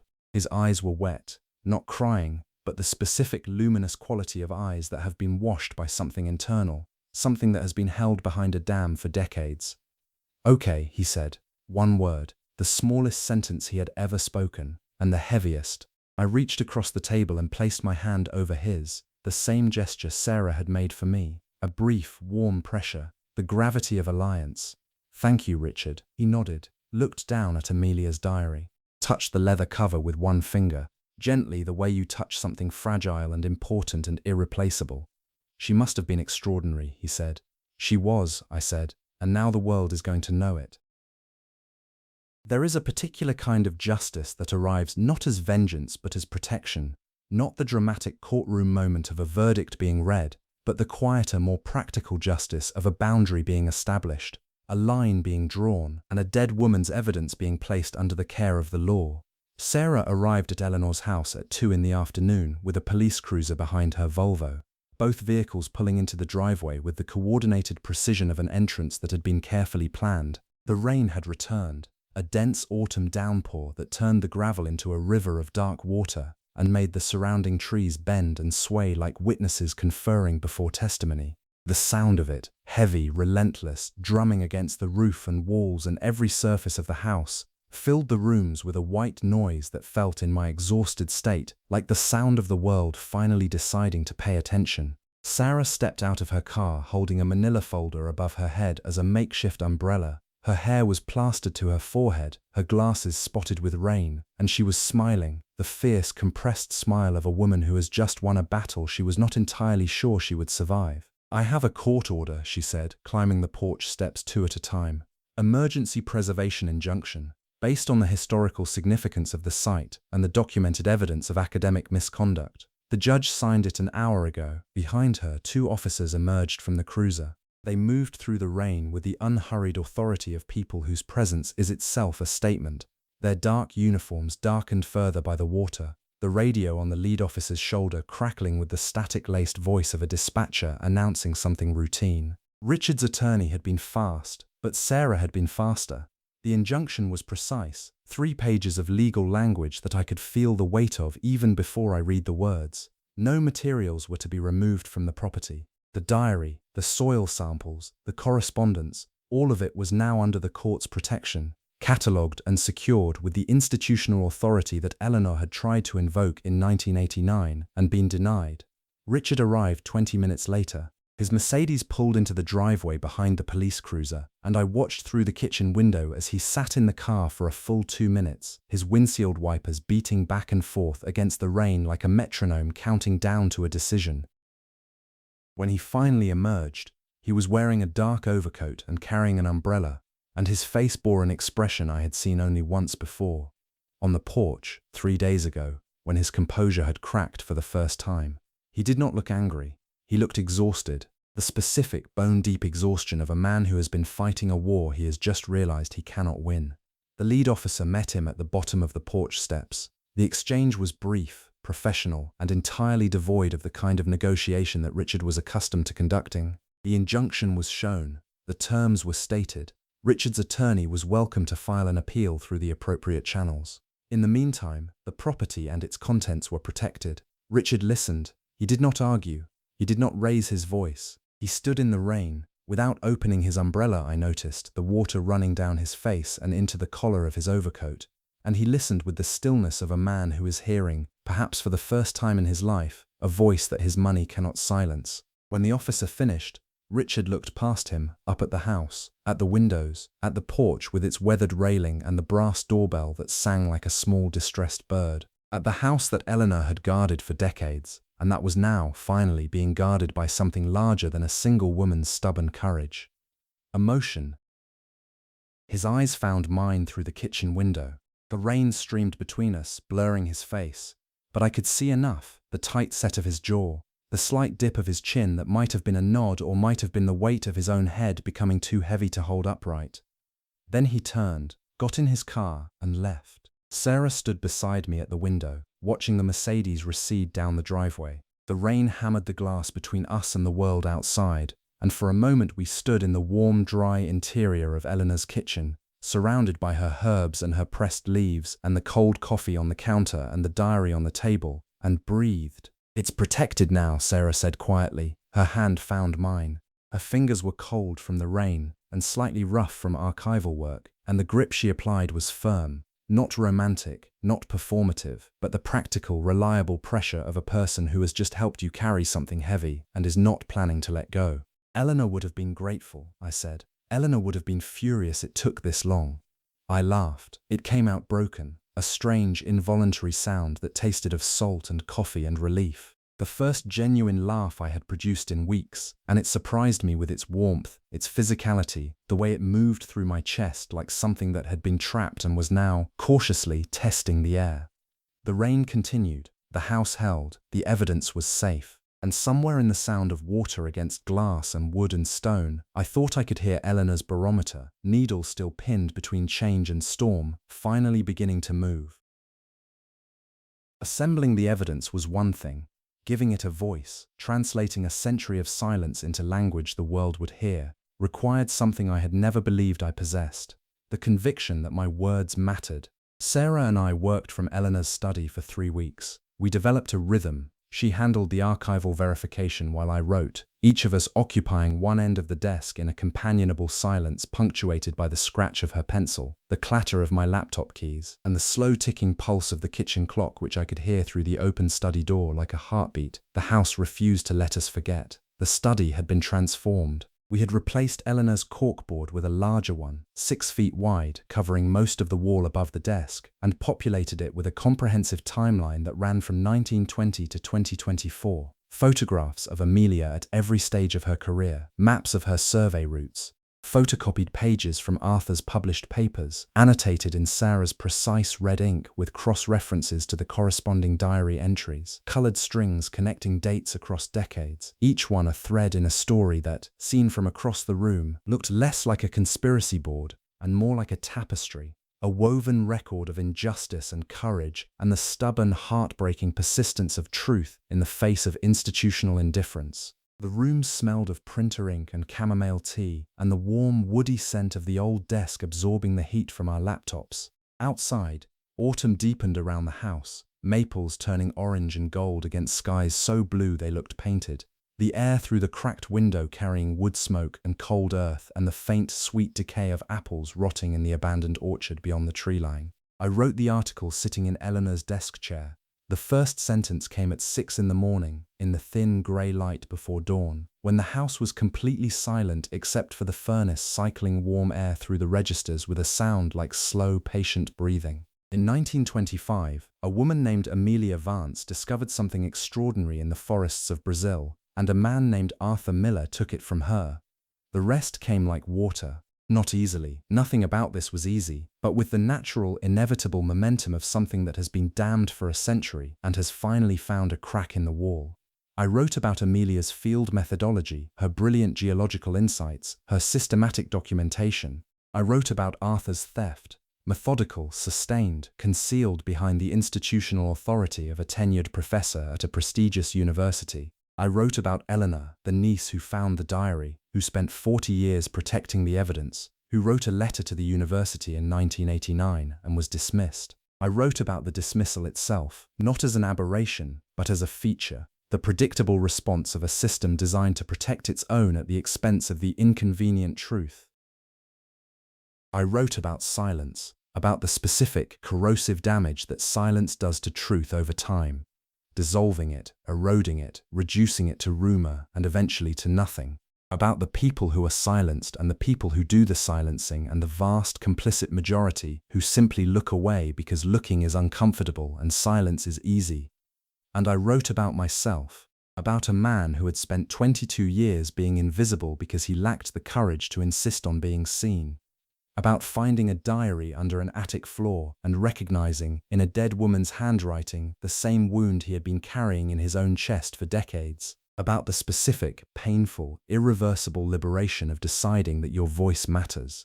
Sarah read the draft at the kitchen table, turning pages slowly, a cup of tea growing cold beside her. Her glasses had slid down her nose, and she did not push them up. The sign, I had learned, that her concentration had reached the level where physical awareness diminishes. The afternoon light came through the window and caught the edges of the pages, turning them luminous. She set the last page down and looked at me. Her eyes were bright, not with tears, though something liquid and warm shone beneath the surface. "It's ready," she said.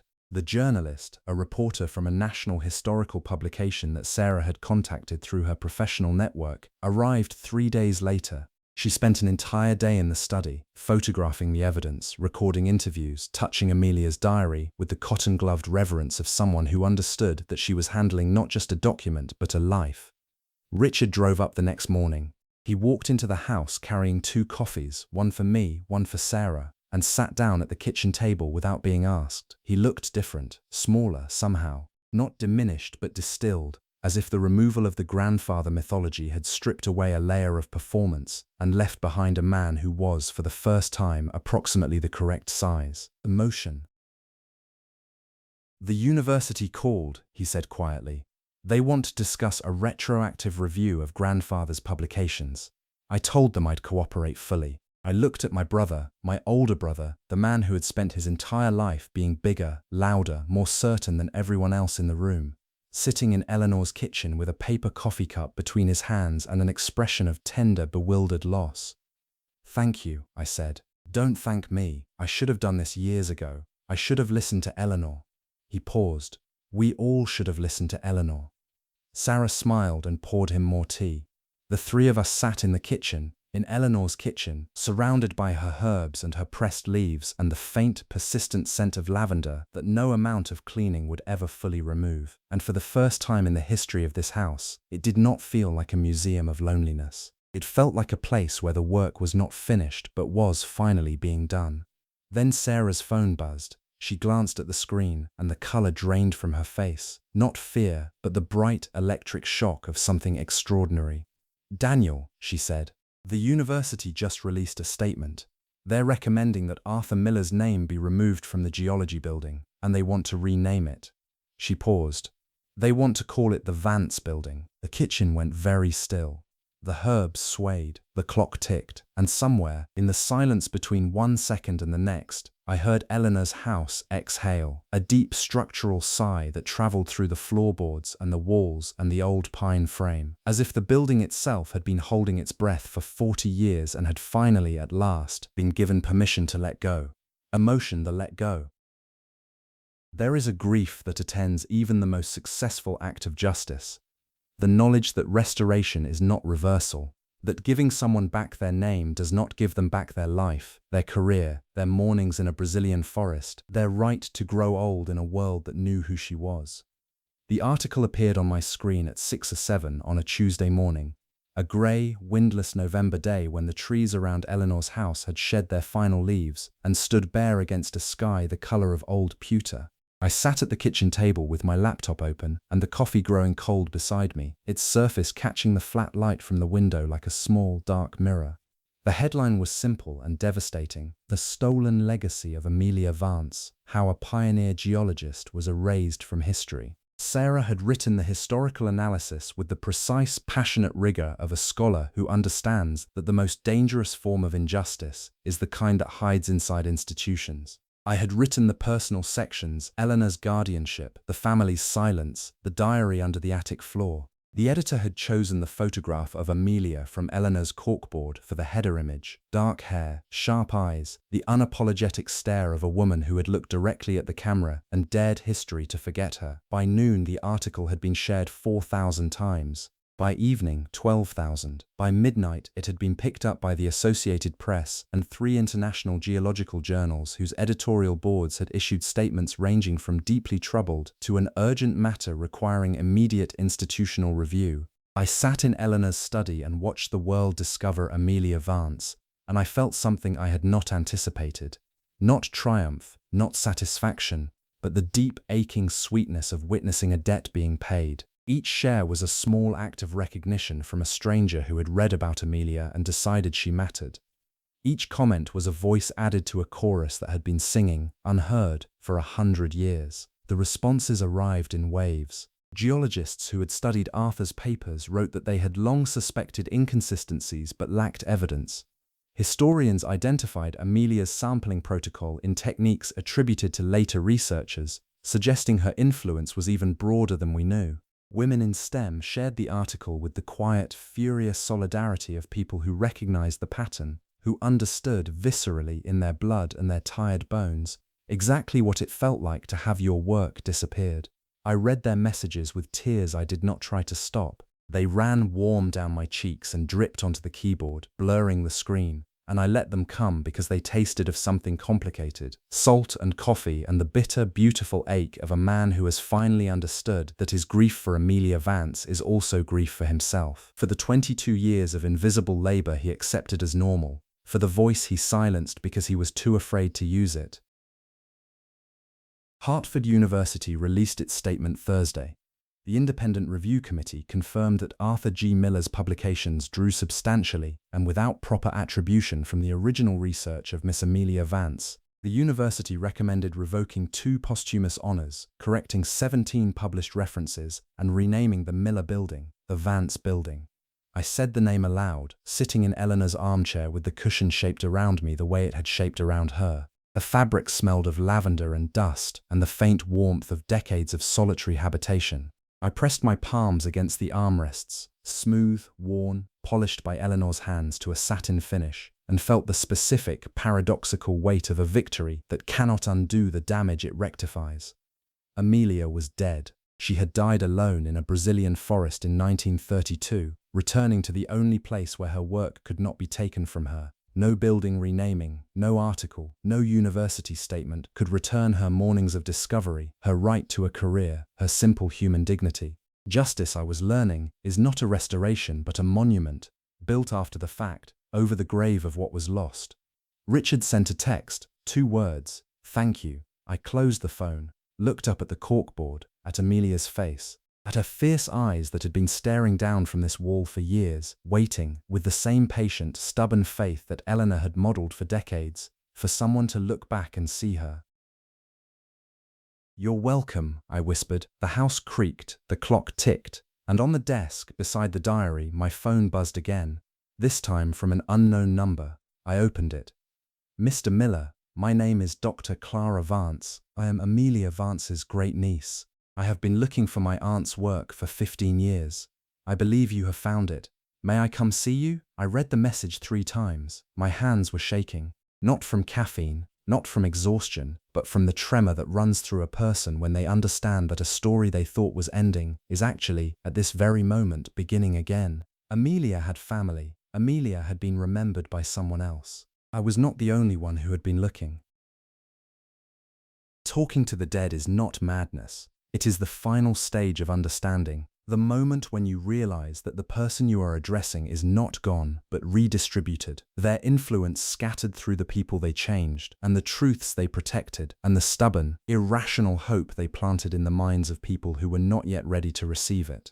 I drove to the Millbrook Cemetery on a Sunday morning in December, carrying in the passenger seat a small canvas pouch of Brazilian soil from Amelia's collection, red clay, the color of rust, the color of dried blood, the color of evidence. The pouch sat on the sun-warmed leather beside me, with the quiet, self-contained gravity of something sacred that does not need to announce its importance. December fog lay heavy across the cemetery, wrapping the headstones in white gauze, turning each grave marker into a small island rising from a sea of silence. The grass was wet, cold, soaking through the knees of my pants the moment I knelt, and the air smelled of frozen earth and decaying leaves, and the faint, mineral scent of granite exposed to years of rain. My breath came in small white clouds that dissipated as quickly as they formed, each one a temporary monument to the fact that I was alive and breathing in a place dedicated to people who had stopped.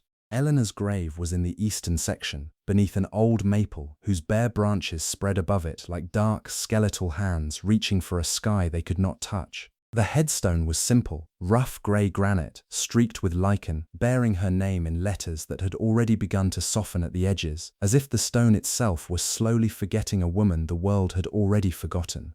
Eleanor Ruth Miller, 1941, 2024. No epitaph, no sentiment. Just a name and 2 dates, the barest possible acknowledgement that a life had occurred between them. I knelt in the wet grass and placed my hand flat against the stone. The granite was cold, deeply, penetratingly cold, the kind of cold that seeps through skin and into bone and reminds you that stone does not care about warmth, does not care about sentiment, does not care who touches it or why. I let the cold travel up through my wrist and into my forearm and tried to feel, beneath the geological indifference of the rock, some trace of the woman whose body lay beneath it. I could not, of course. That is not how grief works. But the effort itself, the willingness to press your hand against cold stone and ask it for something it cannot give, felt like a form of prayer I had not known I was capable of. Emotion. "Tense, I found it, Eleanor," I said aloud. My voice sounded strange in the fog, muffled, intimate, as if the white air were absorbing the sound and holding it close. "I found the diary, I found the chest, I found the corkboard, all of it, everything you protected." The fog moved slowly around me, curling between the headstones like smoke from an extinguished fire. "Amelia's name is back. The university corrected the record. The building is being renamed. People know who she was, what she did, what was done to her." I paused. The cold air burned in my throat. "And they know you were the one who kept the evidence alive. You, Eleanor. The family called you crazy, and you were the bravest person any of us had ever stood next to." I opened the canvas pouch and let a small handful of Brazilian soil, Amelia's soil, the red clay she had collected with her own hands in 1925, run through my fingers and fall onto the earth above Eleanor's grave. Emotion. The clay was dark against the cemetery's brown autumn grass, a small patch of foreign earth laid down like an offering, like a bridge between two women who had never met but whose lives had been woven together by the specific, stubborn thread of inconvenient truth. "I brought you something of hers," I said. I thought you should finally meet." The fog thinned slightly, and a shaft of December sunlight broke through. Weak, pale, lasting no more than 15 seconds, but enough to warm the back of my neck and turn the red clay on the grass to a brief, bright crimson before the clouds closed again. I knelt there for a long time. I did not speak again. I did not need to. The conversation that mattered was not between my words and the stone, but between the silence of the cemetery and the deeper silence inside my chest. The place where Eleanor lived now, not as a memory but as a compass, her steady, stubborn north still pointing toward truth in the magnetic field of my daily decisions. I reached into my jacket pocket and pulled out a folded piece of paper, the order confirmation for Eleanor's new headstone, which would be installed the following week. The inscription I had chosen was not long. It did not need to be. Eleanor Ruth Miller, 1941-2024. SHE remembered what others chose to forget. Guardian of Amelia Vance's legacy. I pressed the paper against the old stone, as if Eleanor could read it through the granite. "You deserved better than silence," I said. "Both of you did." I stood. My knees were cold, my pants soaked, the red clay staining my fingertips with the indelible pigment of a continent I had never visited but would, I knew now, eventually see. Amelia's soil on Eleanor's grave. Two women's stories, joined at last, after a century of separation. I walked back to the car through the fog, and the cemetery held its peace around me. Patient, ancient, indifferent to the small human dramas that played out on its surface, but not, I thought, entirely unaware of them. Emotion. There is a particular kind of visibility that comes not from being seen by others, but from finally allowing yourself to be seen, from dismantling, plank by plank, the architecture of invisibility you spent decades constructing and standing, unshielded and imperfect, in the light you had been avoiding. Spring came to Millbrook with the slow, cautious optimism of a season that has learned not to rush. The maples budded in pale green, each leaf small and tentative and folded inward like a fist that has decided, carefully, to open. The air softened. The light through Eleanor's windows arrived at earlier and warmer angles each day, touching surfaces that had not felt direct sunlight in years. The corner of the study where the corkboard used to hang, the kitchen counter where Amelia's diary had lain open for weeks, the hallway floor where the book stacks had been reorganized and thinned until the passage was walkable for the first time since Eleanor had begun her vigil. I had painted the kitchen, robin's egg blue, a color that Eleanor would have found unnecessarily cheerful, but that felt, to me, like a deliberate act of permission. The smell of fresh paint and linseed oil mixed with the permanent lavender and paper scent that no amount of renovation would ever fully displace, creating an olfactory palimpsest that was both old and new, both Eleanor's and mine. The house was still Eleanor's house. It would always be Eleanor's house, but it was also now something else, a place where work was being done, where two people sat at a desk every morning and wrote with the steady, deliberate rhythm of people who have something to say and have chosen to say it. Sarah lived here now. Not officially, she maintained her apartment in town, kept her desk at the Historical Society, but her coffee cup sat on the kitchen counter beside mine. Her reading glasses lived on the nightstand, and her books had begun to appear on the shelves alongside Eleanor's geological journals, the spines of their respective obsessions interleaving like conversations between disciplines that had never been properly introduced. We were writing a book about Amelia Vance, not a biography, something more, a reconstruction. Using the diary, the soil samples, the archival records, and the correspondence between Amelia and the institutions that had dismissed her, we were building the first complete account of her life, her work, and her disappearance. Sarah brought the historical rigor. I brought the narrative voice. Together, we sat at Eleanor's desk, which we had moved to the kitchen where the light was better, and wrote with the particular intimacy of two people who have discovered that their separate expertise, combined, creates something neither could produce alone. Chapter 1, I had typed on the first day, and the cursor had blinked at me from the white page with the patient expectation of a door that has been opened and is waiting for someone to walk through. I walked through. The book was Sarah's idea. "Amelia deserves more than an article," she had said, standing in the kitchen with a cup of tea and the pencil behind her ear. and the specific, focused intensity that I had come to recognize as the expression Sarah wore when she had already made a decision and was simply informing you of it. She deserves a book, a real book, with her name on the cover and her voice on every page. So we wrote. Mornings were for research, cross-referencing, verifying, the meticulous archival work that Sarah performed with the practiced reverence of a woman who understood that accuracy is a form of respect. Afternoons were for writing. I sat at the desk and translated Amelia's precise field notes into narrative prose, giving her words the context and the breathing room they had been denied for a century, while Sarah read over my shoulder and corrected my geology and occasionally pressed her hand against my back when the emotion in the material became too dense for my fingers to type through. Richard visited on weekends. He arrived in the Mercedes, still polished, still expensive, but driven now with a different energy, slower, more careful, as if the car itself had absorbed its owner's recalibration. He brought groceries and firewood, and once a bottle of good wine that we drank at the kitchen table while Sarah described her latest archival find, and Richard listened with the careful, attentive silence of a man who is learning to listen. We did not talk about grandfather. We did not need to. The correction had been made, publicly, institutionally, permanently, and what remained was not the wound itself, but the slow daily work of building something healthier in its place. Dr. Clara Vance came in February. Amelia's great-niece was a geologist herself, a professor at the University of São Paulo.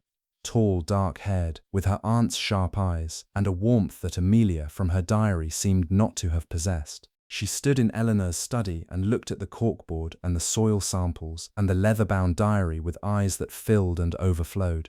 And she said nothing for a long time. Then she picked up one of the canvas pouches, the red clay from the Para basin, and held it against her chest the way you hold something you have been searching for your entire life. She was real, Clara whispered. I always knew she was real. I stood in the kitchen doorway and watched this woman hold her aunt's soil against her heart, and I thought about Eleanor, about the decades she had spent in this house, alone, protecting evidence of a woman she had never met, for an audience she believed she would never find.